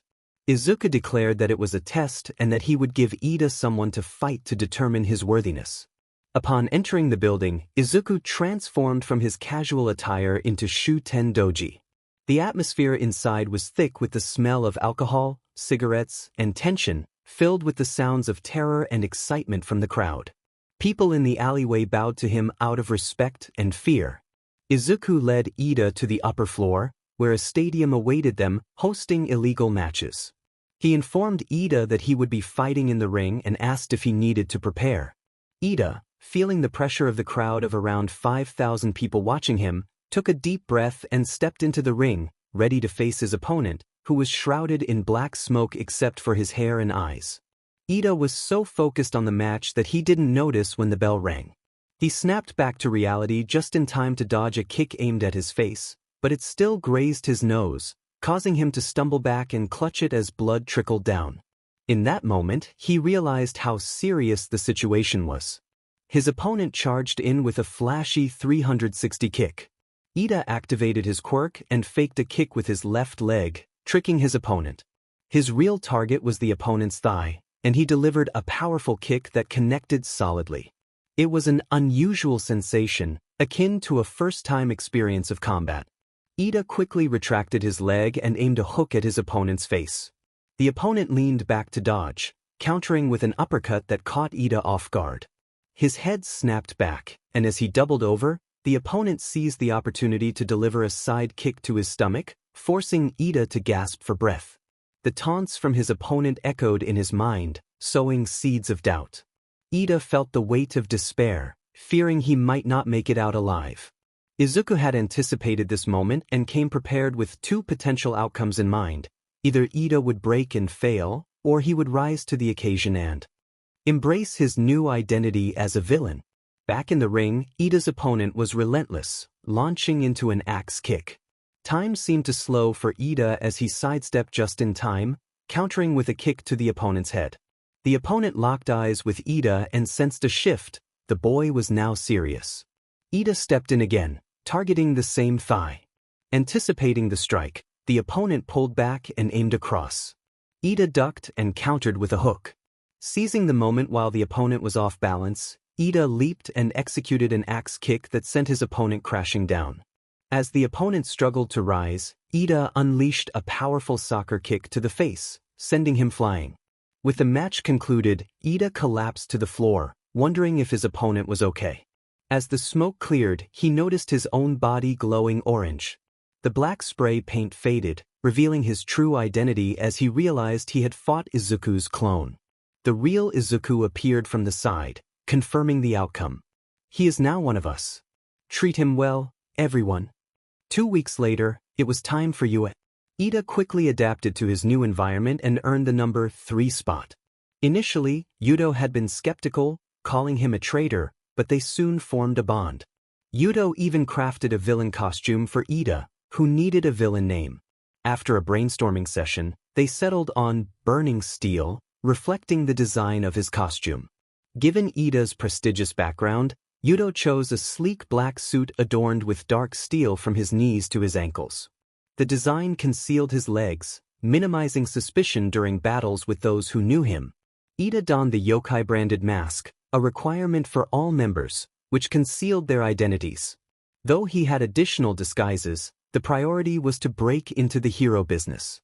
With both Ida and Izuku enrolled, they could support each other in their endeavors. Izuku arrived at UA wearing his uniform, but Toga was not pleased, primarily because he had mentioned Uraraka to her, assuring her that Uraraka had no romantic interest in him. With the newfound financial support he received weekly, Izuku had purchased a high-quality motorcycle. Bobby, one of Charles's brothers, had worked his mechanical magic to enhance its speed. After a swift 10-minute ride, Izuku arrived at school, ready to blend in while gathering crucial information. Ida would maintain a low profile, while Izuku aimed to excel as the top student. As Izuku entered the classroom, he noticed Katsuki and Ida in a heated argument. They fell silent upon his arrival, and Ida returned to his seat. Izuku smiled and took his own seat just as Uraraka walked in, surprising him. He wondered how she had passed, given her struggles during the physical exam. Uraraka smiled and waved at Izuku as she sat beside him, initiating a conversation. He engaged with her, trying to appear friendly when suddenly, someone else entered the room. The teacher's presence silenced the class. The teacher addressed Izuku with a sarcastic tone, congratulating him on his top exam score. Izuku responded with a light-hearted remark, but the teacher quickly asserted his authority, reminding the class that he controlled everything and could expel anyone if he chose. Ida spoke up, challenging the teacher's attitude. He remained relaxed and confident, questioning the teacher's motives in a hero school. The teacher glared back, taken aback by Ida's boldness. Izuku silently praised Ida's courage. The teacher, realizing the conversation was going nowhere, instructed the class to change and meet him outside on the field, casting a pointed look at Izuku and Ida before leaving. The rest of the class was bewildered. The two boys, once seen as innocent, now appeared to be in trouble, and they had no idea what the teacher's name was. Reluctantly, everyone left and made their way to the changing room. After 10 minutes, they appeared on the field wearing the UA fitness uniform. Izuku touched the material, contemplating whether he should give it to Yuto for examination. It was comfortable yet form-fitting. The teacher announced that he had gathered them to assess their abilities.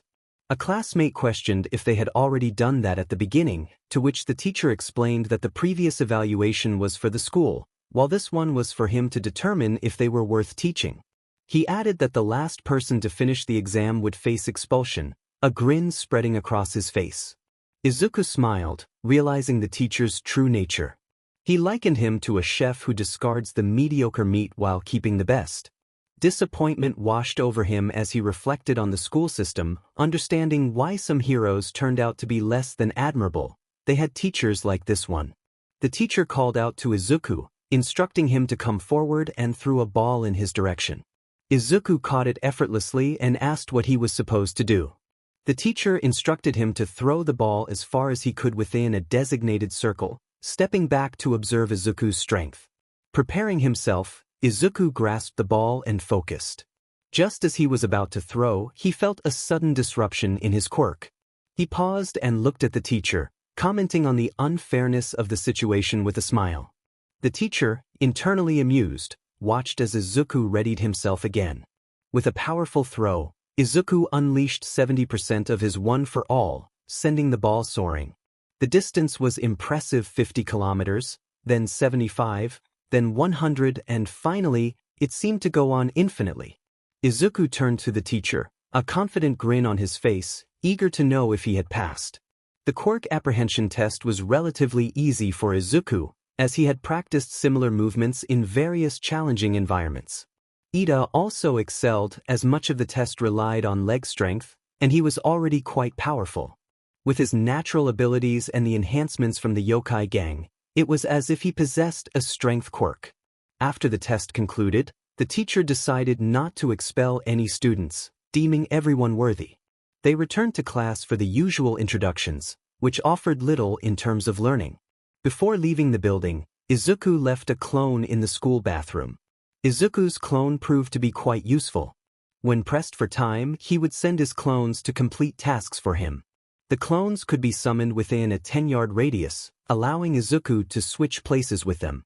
Each clone shared 80% of his stats, but their abilities diminished with each additional clone created. Once upgraded with a weapon, the skill consumed no mana and had no cooldown for summoning or canceling, except when a clone was defeated, which would require a 1-hour wait before summoning another. After taking his motorcycle home, Izuku waited until midnight to switch places with his clone. He donned a disposable outfit he planned to discard after the mission.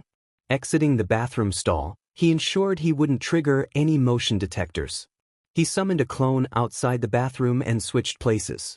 After wandering for a while, he located the office. Summoning a clone inside, he switched places again and activated stealth, realizing someone was still present. It was All Might, who was planning a field trip. Izuku moved closer, quickly taking pictures of the screen. With only 40 seconds left before his stealth would expire, he hurriedly captured more images of the office before preparing to leave. Just as he was about to pocket his phone, it rang. He declined the call and attempted to turn off his phone, but it was too late. All Might noticed the ringing and checked his phone, finding no incoming call. He stood up and scanned the area. Izuku held his breath, trying to remain as silent as possible.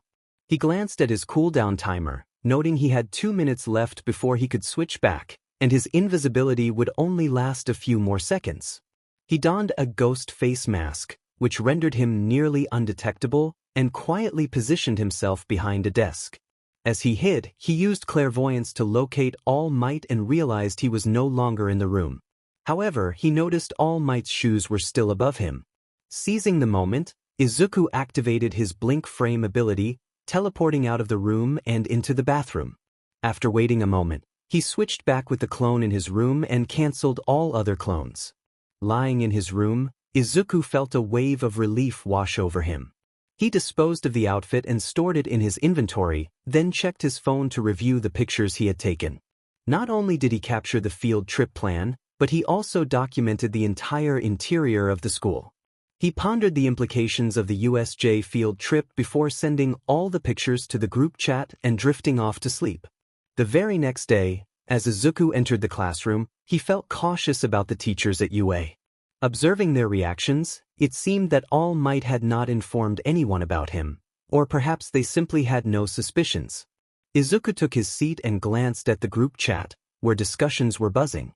Some classmates wanted to ambush, others considered attacking the bus, while a few sought alternative strategies since All Might would be present.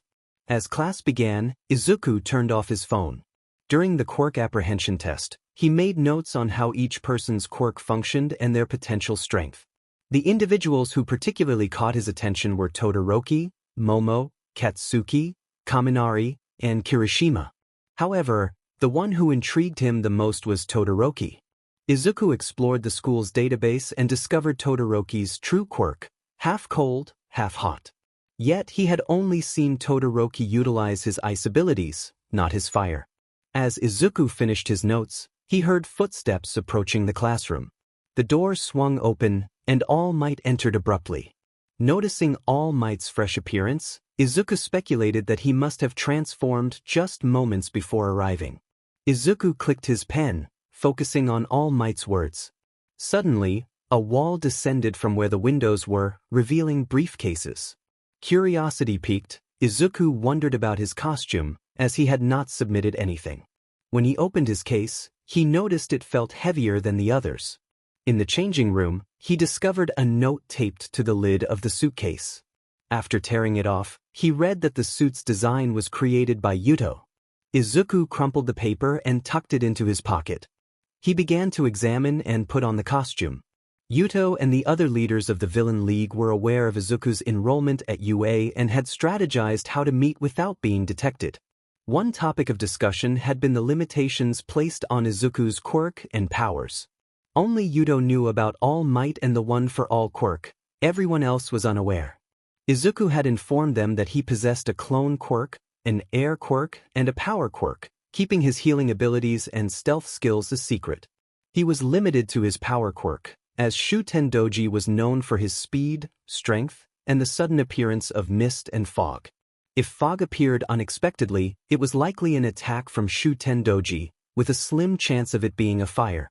Returning to the present, Izuku finished donning his costume and joined the other students in the tunnel. He checked his reflection and felt that he resembled a budding hero. His thick green bodysuit, complemented by a black mask, showcased his features well. Observing Ida's costume, he thought it suited his hero persona perfectly. Ida wore full-body armor reminiscent of his brother's outfit. Izuku crossed his arms, listening intently to All Might's explanation. When it was time to choose partners, Izuku found himself paired with Uraraka, which initially disappointed him. However, upon seeing their opponents, he felt a surge of excitement. He exchanged a glance with Ida, who, along with Katsuki, entered the building to plant the bomb. In the 5 minutes they had, Izuku and Uraraka devised a plan. As the timer went off, they entered the building, Uraraka taking the first floor while Izuku leaped to the third. Upon reaching the third floor, he spotted Katsuki at the end of the hallway. Izuku approached Katsuki, noting the coincidence of their encounter. Katsuki, filled with determination, declared his intent to eliminate Izuku. As Katsuki lunged at him, Izuku ducked the incoming punch and retaliated, sending Katsuki crashing into the wall. Katsuki quickly recovered and attempted to unleash an explosion, but Izuku dodged and countered with a swift kick. Katsuki evaded that as well, using his quirk to jump back. Katsuki taunted Izuku about the device on his arm, which collected sweat to create larger blasts, challenging him to see who was stronger. Just as Katsuki released the pin, All Might tried to intervene, but both boys removed their earpieces. Izuku decided to confront the explosion head-on, channeling 50% of One for All into a punch aimed at the blast. The room filled with smoke, and when the debris settled, Izuku was nowhere to be seen. Suddenly, Katsuki noticed a light to his left and turned just in time to see Izuku dropkick him, causing minor injuries. Katsuki was propelled back, crashing through 3 walls. Wiping the sweat from his brow, Izuku grabbed his earpiece and announced that the bomb was not on the 3rd floor. It must be on the 4th. He carefully wrapped tape around his wounds and proceeded to search the other rooms on the 3rd floor. Entering one door, he spotted the bomb, his eyes widening in surprise. Just then, Ida kicked the door open, declaring his villainous intentions to blow up the city. Despite his role as a villain, Ida was performing exceptionally well. Izuku held onto the door and removed the doorknob. He threw it at Ida, obscuring his vision with the mask he wore. Seizing the opportunity, Izuku grabbed Ida's leg and arm, slamming him to the ground. With Izuku on top, he unleashed a flurry of punches, but Ida skillfully dodged and blocked the attacks. Using his quirk, Ida maneuvered his body to push Izuku off, and they both found themselves on the ground. Ida initiated the next round of combat with a low kick, which Izuku blocked. However, Ida swiftly transitioned to a high kick, catching Izuku off guard. Izuku managed to block it with his arms, but Ida used his quirk to force him down. Taking note of this tactic, Izuku slipped down and kicked Ida's supporting leg. They would have continued the fight, but Izuku noticed Uraraka approaching, prompting him to sprint toward the bomb with all his might. The heroes emerged victorious. As he exited the building, Izuku remarked to Ida that they had succeeded for another day. After the mock battle trial, Katsuki was sent to the nurse's office while Izuku returned to class to assess the other students. He took notes on everyone's strengths, weaknesses, and drawbacks. Once all the mock battles were completed, everyone was sent back to class to gather their belongings. Before they left, Aizawa instructed them to prepare for a field trip the following day. As Izuku rode his motorcycle home, he received a call from Yuto. He asked why Yuto was calling as he navigated a turn. Yuto had some urgent information to share. He explained that the League of Villains was planning to attack the USJ with a large number of minions to confront the students. Yuto believed this was the perfect opportunity for Izuku to demonstrate his heroism. Izuku abruptly braked at a red light, fitting his earbuds in place. He urged Yuto to elaborate. Yuto revealed that their spies within the League of Villains had informed them of the impending attack, which would involve hundreds of minions. He emphasized that this was a crucial moment for Izuku to prove himself. Izuku decided to end the call and immediately contacted All Might upon arriving home. All Might answered, acknowledging Izuku's call. Izuku inquired if All Might would be coming to the US. All Might regrettably explained that he could not attend due to his time limit before reverting to his weakened form. He reassured Izuku that his presence would not be necessary. The weight of All Might's limitations hung in the air as Izuku processed the conversation. He quickly set up a meeting in their group chat and left his house again. An hour later, at the Charles brothers' headquarters, Bobby entered the room and greeted Izuku and Yuto, who were seated on the couch, while Seven and Fudo occupied the chairs. Izuku asked about Chris's whereabouts, and Bobby informed him that Chris was busy. Bobby then questioned the purpose of the meeting. Izuku shared the critical information he had received about the League of Villains planning to attack the USJ with hundreds of minions, along with a new creation known as Nomu. Yuto elaborated that Nomu was a brainless being with multiple quirks, and they had developed a specific type called Anti-All Might. The group listened intently as Yuto spoke. Izuku acknowledged the strength of the Nomus, noting that the League was confident enough to confront All Might directly. However, he introduced another factor to consider. As he spoke, he summoned 5 clones to cover the corners of the room and the door. The atmosphere shifted as suspicion filled the air. Izuku intensified the atmosphere, making it feel heavy and oppressive as he scanned the faces of those present, searching for any signs of an imposter. After what felt like an eternity, Izuku lifted the tension and smiled, stating that he had reconsidered. He believed the League of Villains likely had spies within UA, and their strained relationship with villain leaders was not helping matters. He clarified that the real reason for the meeting was to strategize about whether they should attack alongside the League. The other leaders exchanged glances, contemplating the situation. Seven, the leader of the 7 Rings, broke the silence, questioning what they would gain from such an attack. Bobby suggested that they could eliminate or injure future heroes. Fudo proposed a different angle, suggesting they could undermine the prestigious image of the hero school by exposing its vulnerabilities during the attack, thereby improving their standing with the League of Villains. Izuku agreed that this could work and proposed they temporarily align themselves with the League. He asked Yuto if he could handle that task. Yuto confirmed he would take care of it immediately. After discussing their plans for half an hour, they all departed to fulfill their respective roles. Upon arriving home, Izuku checked in with Yuto. Yuto's voice came through weakly, urgently calling for help. Izuku felt a chill run down his spine as he realized the gravity of the situation.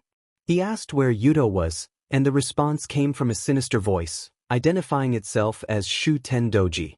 The voice taunted Izuku, reminding him of a previous encounter where he had stolen drags. The caller demanded that Izuku come to see him, threatening Yuto's life if he attempted anything deceitful. The call ended, leaving Izuku seething with anger. His grip on the phone tightened, causing a crack to form on the screen. As he looked at the address sent to him, he realized it was 15 miles away. Taking a deep breath to steady himself, he mounted his motorcycle, called a few allies, and returned home to gather some money. Determined, he set off to find his friend Yuto. Meanwhile, Yuto, bound to a pole, faced his captor. He questioned why they were doing this, to which the man replied that Izuku had taken something precious meant for his master. Yuto scoffed, mocking the man's group as weak and incapable of challenging the yokais. The man, frustrated, retaliated with a kick, but Yuto remained defiant, taunting him about the weakness of his entire group. Just as the tension escalated, a voice echoed from the shadows, declaring that true fear was about to be shown. The door to the basement burst open, revealing a battered Izuku ready to confront the threat. He was carrying 2 guards and threw them at Tamura Shigaraki. Izuku walked down the stairs, jokingly asking what he should call Tamura, either Tamura or Shigaraki, as he reached the basement floor. Tamura, unfazed, inquired about the fate of the guards. Izuku replied that he didn't know but assured Tamura that the blood on his clothes wasn't his. Tamura's eyes widened in shock. Izuku was about to continue when Tamura warned him not to move closer unless he wanted his friend to face dire consequences. Tamura pointed out that Yuto was his right-hand man and questioned if Izuku knew who the left-hand man was. Confused, Izuku jumped forward just as Tamura placed his fingers on Yuto's neck, expecting his decay quirk to take effect. To Tamura's surprise, nothing happened. Yuto's body glowed orange as he broke free from the chains. Izuku taunted Tamura, stating that he was too weak for the yokais. He drop-kicked Tamura in the face and seized both of his hands. Izuku challenged Tamura to use his quirk on him. Tamura grabbed Izuku's shoulders and attempted to push him back, but instead found himself being pushed back. How could this be? His decay quirk was feared by even his master. Suddenly, a notification appeared. You have been affected by the quirk, Decay. Activating Healing Whisper. Decay has been nullified. After mentally overpowering Tamura, Izuku slapped him, causing blood to spill from Tamura's mouth. He continued to slap him repeatedly as Tamura struggled to maintain his grip on Izuku's neck. Tamura gasped, questioning why his quirk wouldn't work on Izuku as he choked harder. Izuku responded that it was because Tamura was weak, delivering one final slap that rendered Tamura unconscious.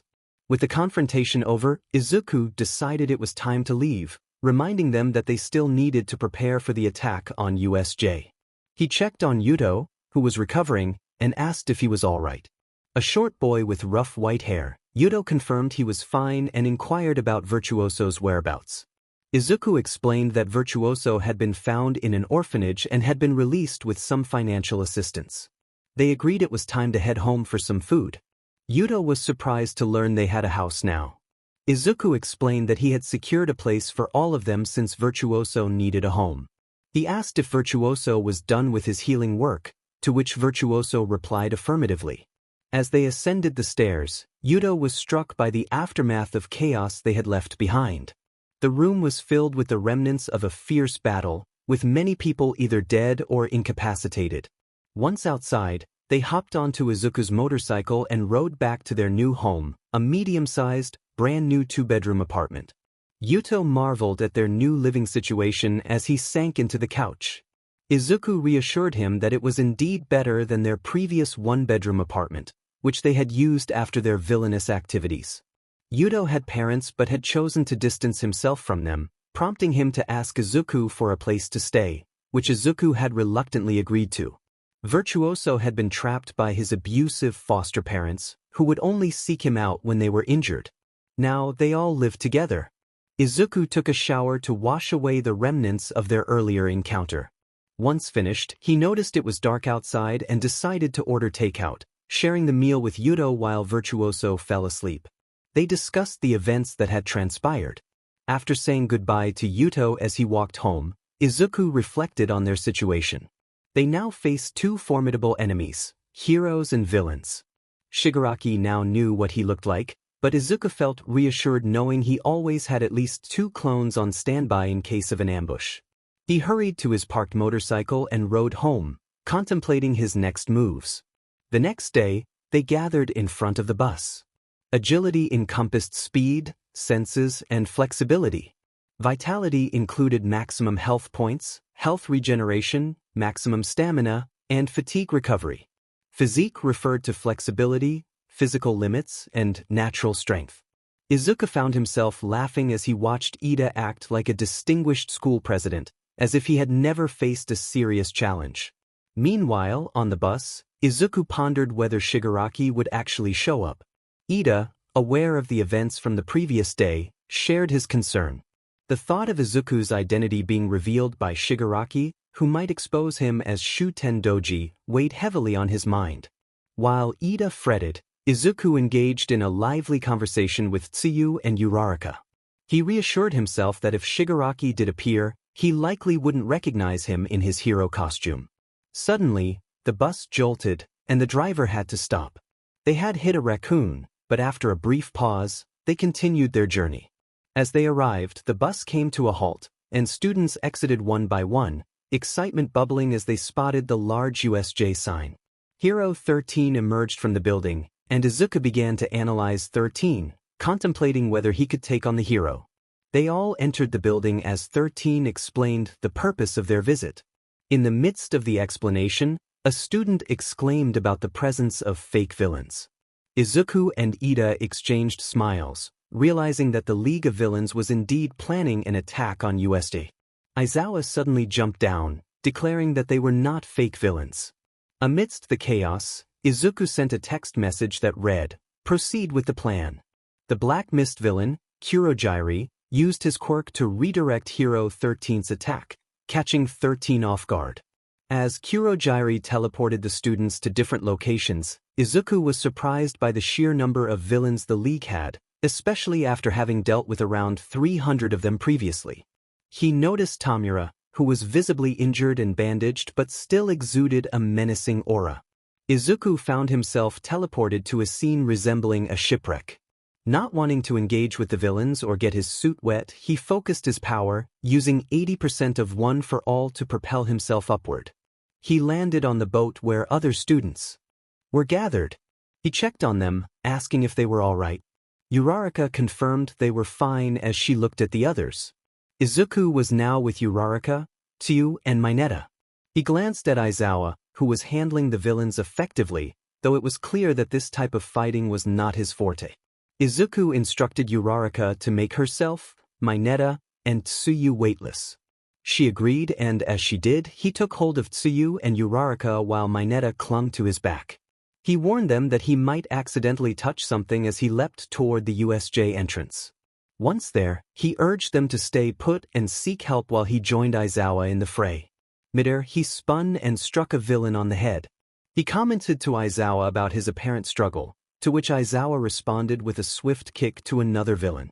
The two heroes stood back to back, fending off the remaining villains. After a few minutes, it came down to just Shigaraki and Kurogiri against Izuku and Aizawa. Izuku surveyed the area and noticed there were no more traps. He stepped forward, a smile on his face as he removed his hero mask.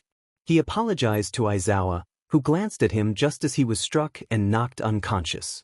In that moment, Izuku created a fog barrier around the arena. He approached Shigaraki, asking how he was doing as the fog enveloped him for a moment. When it cleared, he appeared as Shuten Doji. Shigaraki, furious, shouted at him, veins bulging on his neck and face. Izuku interrupted, asking if he was going to summon the Nomu. Shigaraki was taken aback, questioning how Izuku knew. Unfazed, Izuku charged at Shigaraki. Kurogiri called for the Nomu, but when he looked around, he realized it was not present. Izuku appeared in front of him, striking him and sending him flying into the fog, where he was halted by the thick mist. Shigaraki, bewildered, demanded to know what Izuku had done. Izuku flipped Shigaraki over, placing his foot on his chest while pulling out his phone. He showed Shigaraki a picture of the Nomu, bound by dark lines, with Anabi, Fudo, and Charles's brother posing in front of it. Izuku taunted Shigaraki about how strong his ultimate weapon was before delivering a swift kick to his face. Yuto asked as he gathered a group of men if everyone was present. Bobby confirmed he received the message and instructed them to proceed with the plan. Yuto, filled with determination, soared into the air with his flame wings, unleashing brilliant yellow flames upon the building. Bobby, taken aback by the unusual color of the fire, inquired about it. Yuto explained that he had just learned it from his father and urged everyone to move forward. Bobby, Seven, Fudo, Chris, and Yuto charged into the building, accompanied by 100 trusted allies. Upon entering, Yuto unleashed fire throughout the structure to eliminate the lesser foes. To their surprise, there were not many villains present. As they descended into the basement, Yuto's flames dwindled.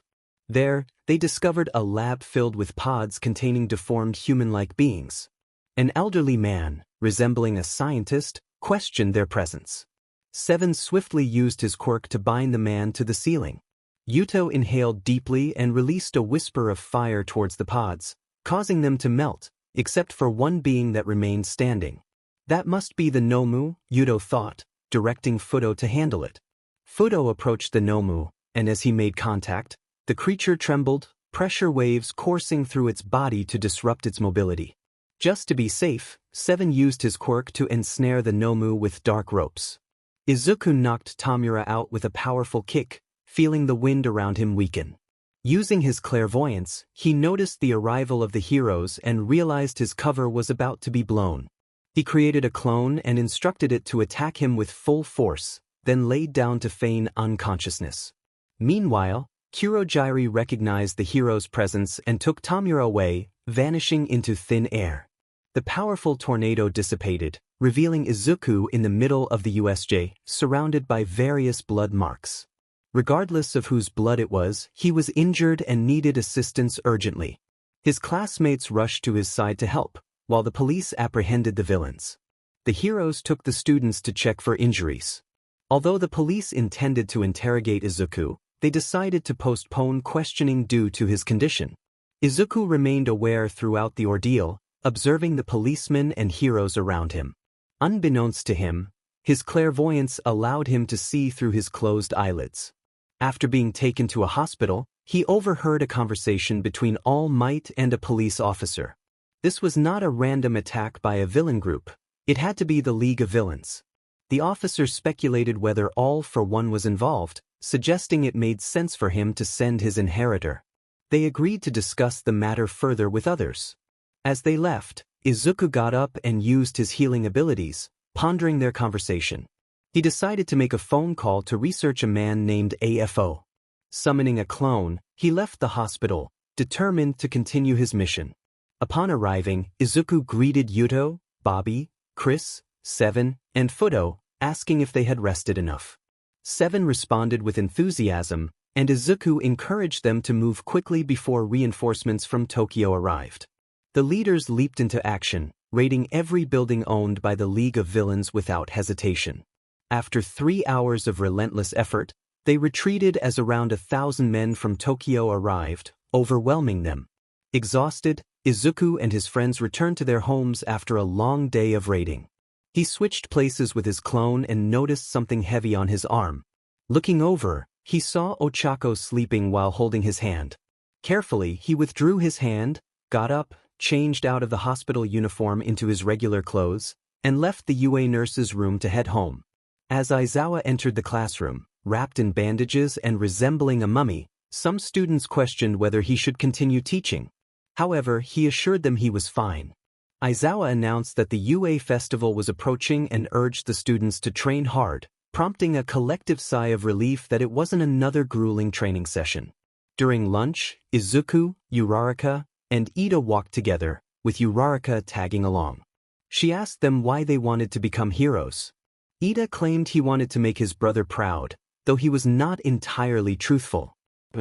Uraraka turned to Izuku. He expressed his desire to be a hero to not only save the weak but to genuinely support and help them. Uraraka then shared her own motivation, wanting to be a hero to support her family. What's greedy about wanting to support yourself and your family? Izuku inquired.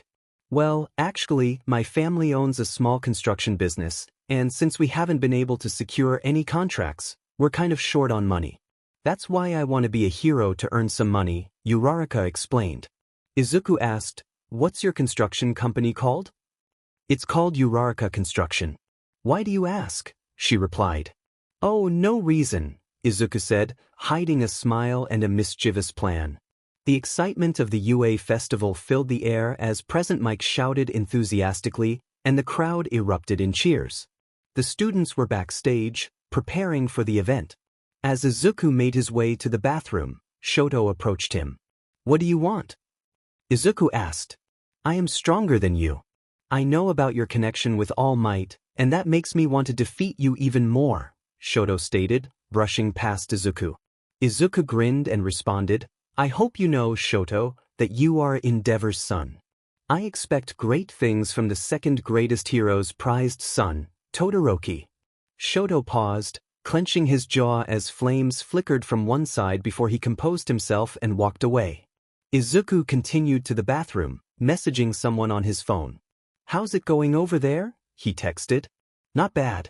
A bit dark, but I will be fine, came the reply. How long will it take? He asked. This is UA. Expect at least 2 days, was the response. Izuku turned off his phone as all the students gathered on the podium. Midnight, the captivating hero, took the stage and announced the first activity. They introduced the most successful student to give a speech. That student is Katsuki Bakugo. Katsuki made his way through the crowd to the stand. "I'm going to win, and the rest of you will lose," he declared, prompting boos from the audience. Midnight quickly shifted the atmosphere and introduced the first activity, an obstacle course race. 3, 2, 1. The gates opened, and all the students rushed out. Even without using one for all, Izuku's agility surpassed that of the average human. He was 4 to 5 times faster than the fastest man alive, and with his strength and physique, he could reach speeds of 200 to 300 miles per hour. When the race began, Izuku took off without using any quirk or skills. His legs propelled him forward, and for the first time, he could run at full speed without limits. As he emerged from the tunnel, he noticed the 0-pointers from the entrance exams blocking his path. Behind him, he saw Todoroki in hot pursuit. With a smile, Izuku jumped, turned around, and used one for all to flick Shoto back, pushing everyone else away. He stopped running and channeled 50% of one for all into his legs. With a powerful leap, he soared over the 0-pointer. At the peak of his jump, he flicked backward and propelled himself forward. Looking back, he saw Shoto in first place, Katsuki in second, and Edida close behind. As he prepared to land, Izuku spread one for all through his arms and swung them down to cushion his fall. He landed on his feet and, using his keen awareness, spotted the landmines scattered on the ground. He dashed through the field, avoiding any traps. Before he could secure his victory, he took a moment to dig out some landmines and held onto them. As the 3 competitors approached, Izuku threw the bombs at them. They looked up just in time to see the landmines raining down. Edida, quick on his feet, activated his boost quirk and dashed away from the impending danger. However, Katsuki and Shoto had to slow down to defend themselves while racing toward the finish line. Eventually, the other students caught up, forcing both Todoroki and Bakugo to abandon caution and sprint for the finish. Izuku crossed the tunnel first, securing the number 1 spot. Edida followed closely behind, taking second place, while Katsuki claimed third. Shoto came in fourth, right behind him. As the remaining students streamed through, the crowd cheered, and the heroes looked at Izuku in astonishment, especially All Might. The way Izuku utilized one for all was unlike any previous user. He was strategic with his strength and understood his limits. All Might smiled, believing he had chosen the best successor for one for all. As students continued to arrive, panting and sweating, the top 4 stood out, having barely broken a sweat. Rumors began to circulate about the top 4 of the first years. Midnight returned with the wheel and spun it, announcing the cavalry battle. She explained that only the top 42 students would be able to compete and that they needed to form groups of a maximum of 4, with 1 designated horse and 1 rider. When the scores were revealed, shock rippled through the crowd. 10 million points? They gasped. Izuku became the center of attention. They had 15 minutes to choose their partners, and many students hesitated to approach him, casting wary glances. While some might have felt pressure, Izuku felt exhilarated. The sensation of being watched reminded him of his past, where he had once ruled over gangs with determination. Lost in nostalgia, Izuku felt a gentle touch on his shoulder. Turning around, he saw Achiko standing there. "What?" he asked. It seems like nobody wants to join your team. Can I join?" Achiko asked eagerly. Izuku sighed but agreed. As he searched for Edida, he noticed him approaching Shoto. Izuku sent a wave of determination toward Edida, who turned quickly to meet his gaze, surprised by the intensity in Izuku's eyes. Izuku smiled, silently challenging him. Edida returned the smile and continued his conversation with Shoto. While Izuku was occupied, he gained another teammate, Mei. Observing her gadgets, he quickly recognized her talent.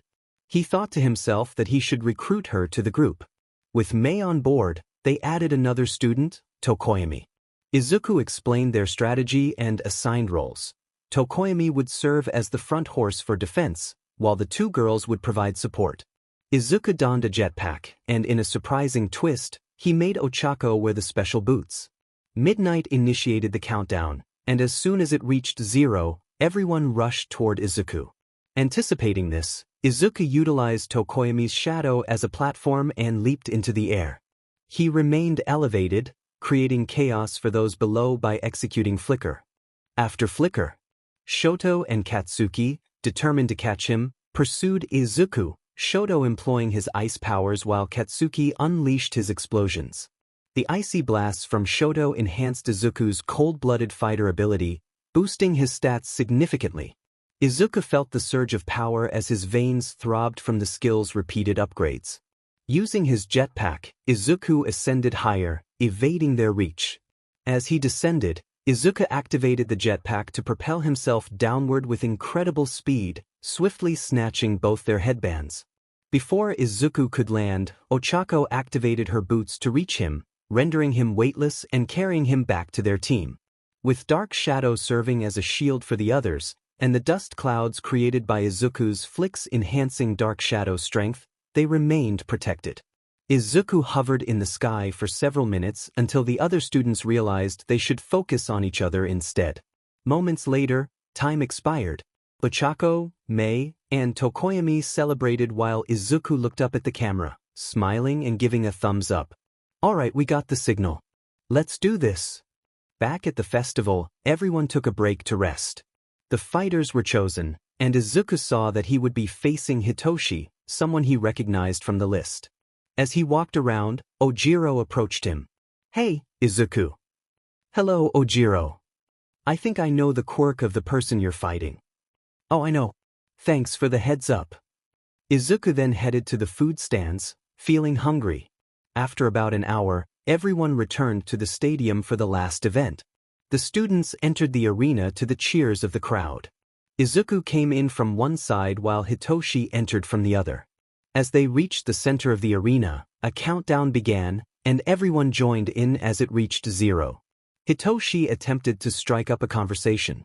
"Hey, my name's Hitoshi. What about you?" "My name's Izuku." Hitoshi smiled, and suddenly, Izuku found himself unable to move. "Walk out of the arena." Izuku began to move toward Hitoshi, who was puzzled, thinking Izuku was leaving the arena. As Izuku passed Hitoshi, he quickly turned and struck Hitoshi on the back of the head. Hitoshi looked back, surprised at Izuku's defiance. Izuku then lifted his hair to reveal his ears. "What the?" Hitoshi muttered before losing consciousness. Izuku won, and the next few matches took place. He didn't pay much attention to the fights, often checking his phone as he texted multiple people. Eventually, he noticed it was time for Ida to fight. It was Ida against Mei. Izuku considered recruiting Mei but knew he wouldn't be able to observe much since Ida would likely end the match quickly. Ida, from the other side, used his quirk, leaping into the air and striking the ground hard. Dust clouds obscured Mei's vision. With his swift movements, he captured Mei, positioning his foot beneath her chin. "I surrender," she said. The fight ended as Izuku had anticipated, and both fighters exited the arena for the next competitors. A few matches later, Izuku's attention was drawn to the semifinals' final match, Achiko vs. Katsuki. This piqued Izuku's interest. Knowing Katsuki's quirk well, he was confident Katsuki would win, but he was curious about the margin. As the fight began, Achiko attempted to touch Katsuki several times, but each attempt ended poorly. Katsuki was not merely on the defensive, he was aggressively countering her moves. Whenever Achiko reached for him, Katsuki would dodge, seize her wrist, and unleash small explosions. It quickly began to look like a one-sided battle.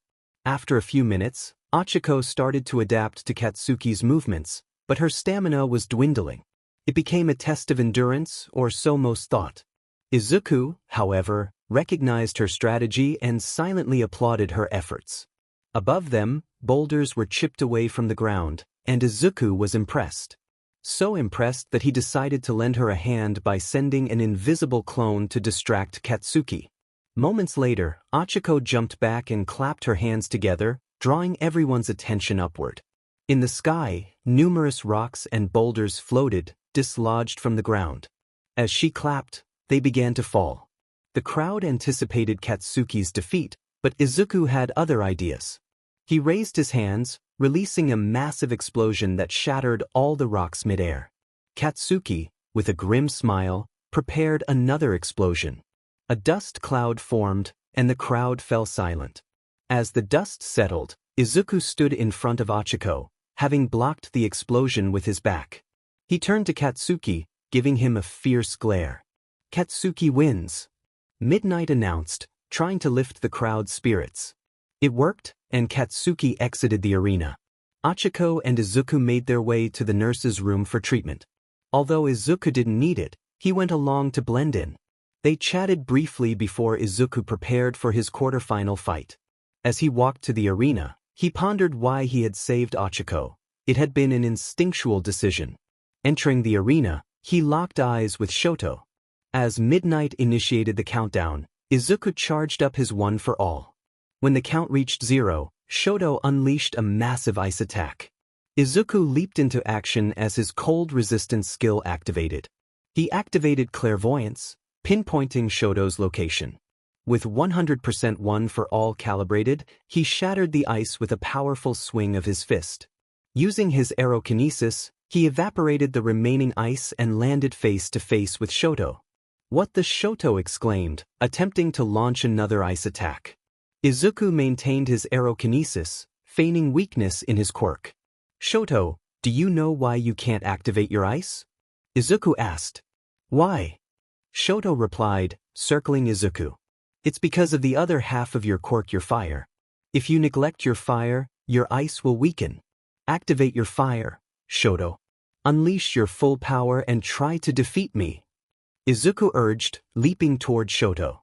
"Don't talk to me like that," Shoto shouted as flames enveloped him. Izuku jumped back to avoid the heat, releasing his aerokinesis as Shoto's ice began to burst forth.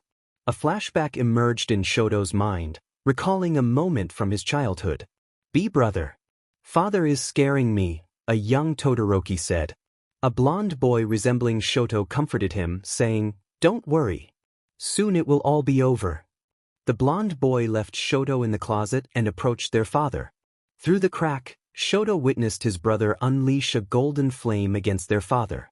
Moments later, the golden fire exploded, leaving Shoto with a scar over his eye. Returning to the present, Izuku smiled at Shoto's brilliant red flames and icy blasts.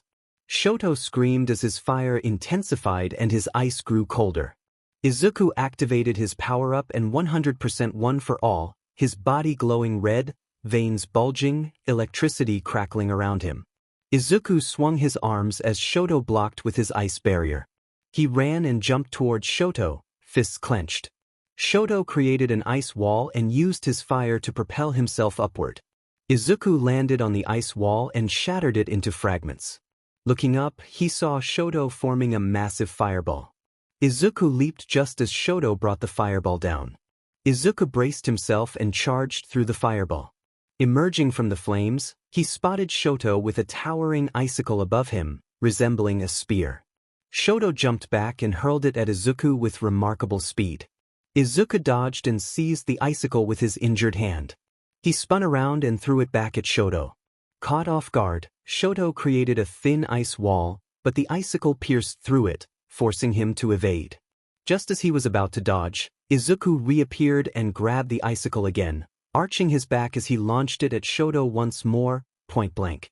As Shoto saw the icicle hurtling toward him, he closed his eyes, bracing for impact.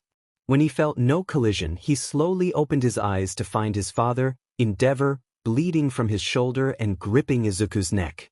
Izuku remained calm, staring directly into Endeavor's eyes. With a voice that resonated with power, Izuku demanded that Endeavor release him. Electricity enveloped his body, surging with energy. He tightened his grip on Endeavor's wrist, causing his father to wince as he felt the pressure. Shoto, determined, shouted for his father to step aside. Endeavor glanced back, meeting Shoto's resolute gaze.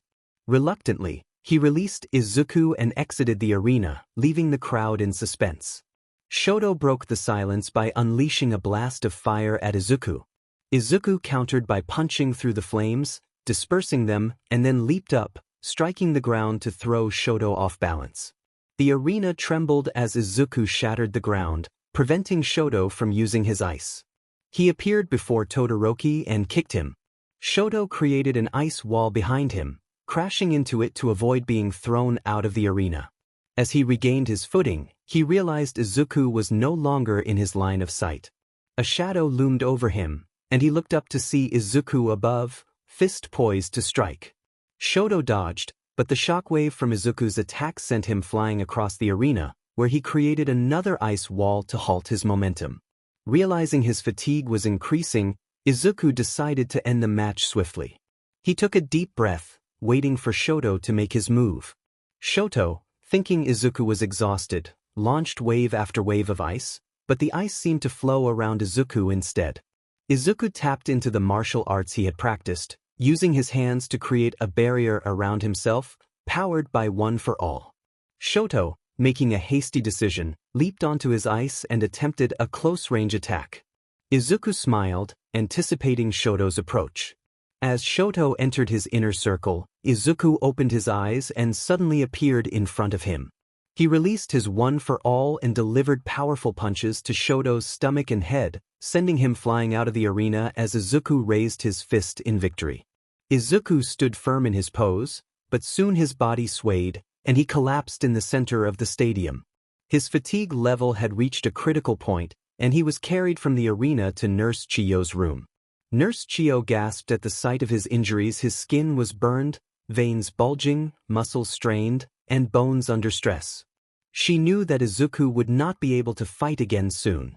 Inside Izuku's mind, he found himself in the familiar black space he had encountered 5 years ago.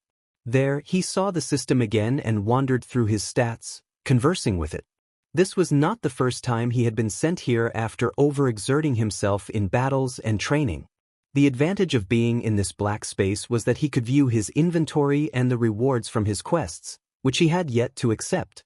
He could also utilize his skills while in this realm. Active recovery was initiated, healing him significantly and reducing his fatigue. His health bar, previously at half, restored to full, and his fatigue returned to normal levels. When prompted if he wished to wake up, Izuku confirmed, closing his eyes once more. Upon reopening them, he saw Nurse Chiyo, surprised and in shock. He sat up to find her, all might, and his friends standing there, frozen in disbelief. Curious about their expressions, Izuku asked if something was on his face. Receiving no response, he got up and walked out the door, leaving them in the room, still stunned. Checking his phone, Izuku saw the matchups and headed outside to the stadium, where Edida and Katsuki were about to fight. He smiled, eager to see how the battle would unfold. Katsuki possessed explosive power, sharp instincts, and a strong physique, while Edida had lightning-fast speed, instincts honed from life-or-death situations, and far more experience. Katsuki was like raw metal, while Edida was refined. As the fight commenced, Katsuki leaped at Edida, attempting to overwhelm him with explosions.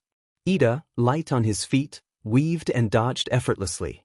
His strategy was straightforward yet clever: tire Katsuki out. If he could achieve that, the rest would be manageable. However, Katsuki was also strategic. Noticing Edida conserving his stamina, he decided to do the same, opting for larger blasts to force Edida to move, knowing that failure to do so would result in serious burns. Recognizing that his strategy was failing, Edida knew he needed to end the fight quickly. Edida ducked under an explosion and moved forward, skillfully navigating through the chaos as he closed in on Katsuki. He dodged a point-blank explosion and delivered a precise kick to Katsuki's ribs. Katsuki jumped back, attempting to gain altitude with his explosions to escape and catch his breath. However, as he activated his quirk, a wave of pain surged through his body, a consequence of Ida's earlier strike aimed to hinder his explosive abilities. Seizing the opportunity, Edida leaped toward Katsuki, who hesitated to unleash another explosion. Edida dodged a punch and landed a knee to Katsuki's jaw, knocking him down as the event progressed. The teacher stepped in to assist Katsuki, while Edida walked down the arena, glancing up to see Izuku watching him intently. They exchanged smiles, anticipating the exciting second round of their fight. Izuku moved away from the spectator area and headed straight to the nursing room. Inside, he found Edida receiving treatment from Nurse Chiyo. They engaged in light conversation, though it carried an undercurrent of seriousness. Izuku inquired about Ida's recovery, subtly acknowledging his own need to heal after the previous match. Ida responded affirmatively, asking about Izuku's readiness to fight despite his injuries. They shared a smile before Izuku left the room, aware they had an hour before their next battle. Izuku returned to his room to rest and clear his mind. He checked his phone to assess his plans, then turned it off and stared at the ceiling, lost in thought. He was haunted by memories of a past encounter, surrounded by flames and the distant cries of people.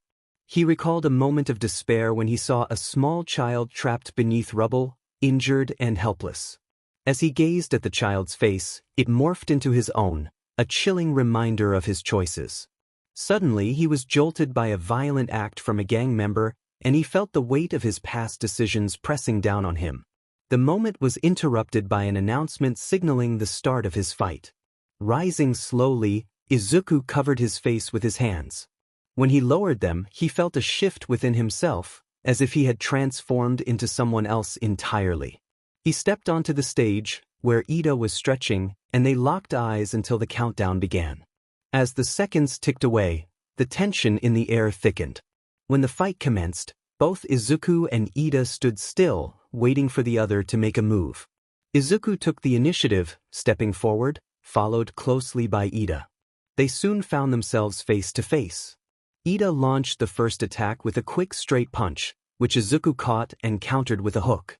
Ida ducked and attempted an uppercut, but Izuku intercepted that as well. Ida tried to break free, but Izuku's grip was unyielding.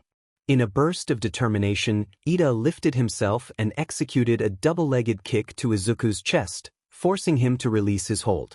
The two fighters stared at each other once more, but this time, Ida made the first move, disappearing and reappearing beside Izuku, his expression devoid of emotion.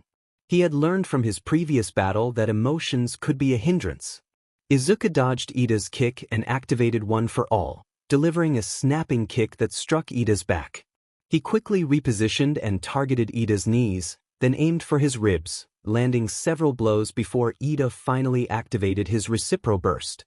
Ida attempted to gain some distance from Izuku's relentless assault, but Izuku remained calm and calculated. Determined to assert his dominance, Izuku kicked Ida's face down, and as Ida hit the ground, Izuku propelled himself downward, delivering a powerful knee to Ida's stomach. He stepped back, waiting for Ida to rise.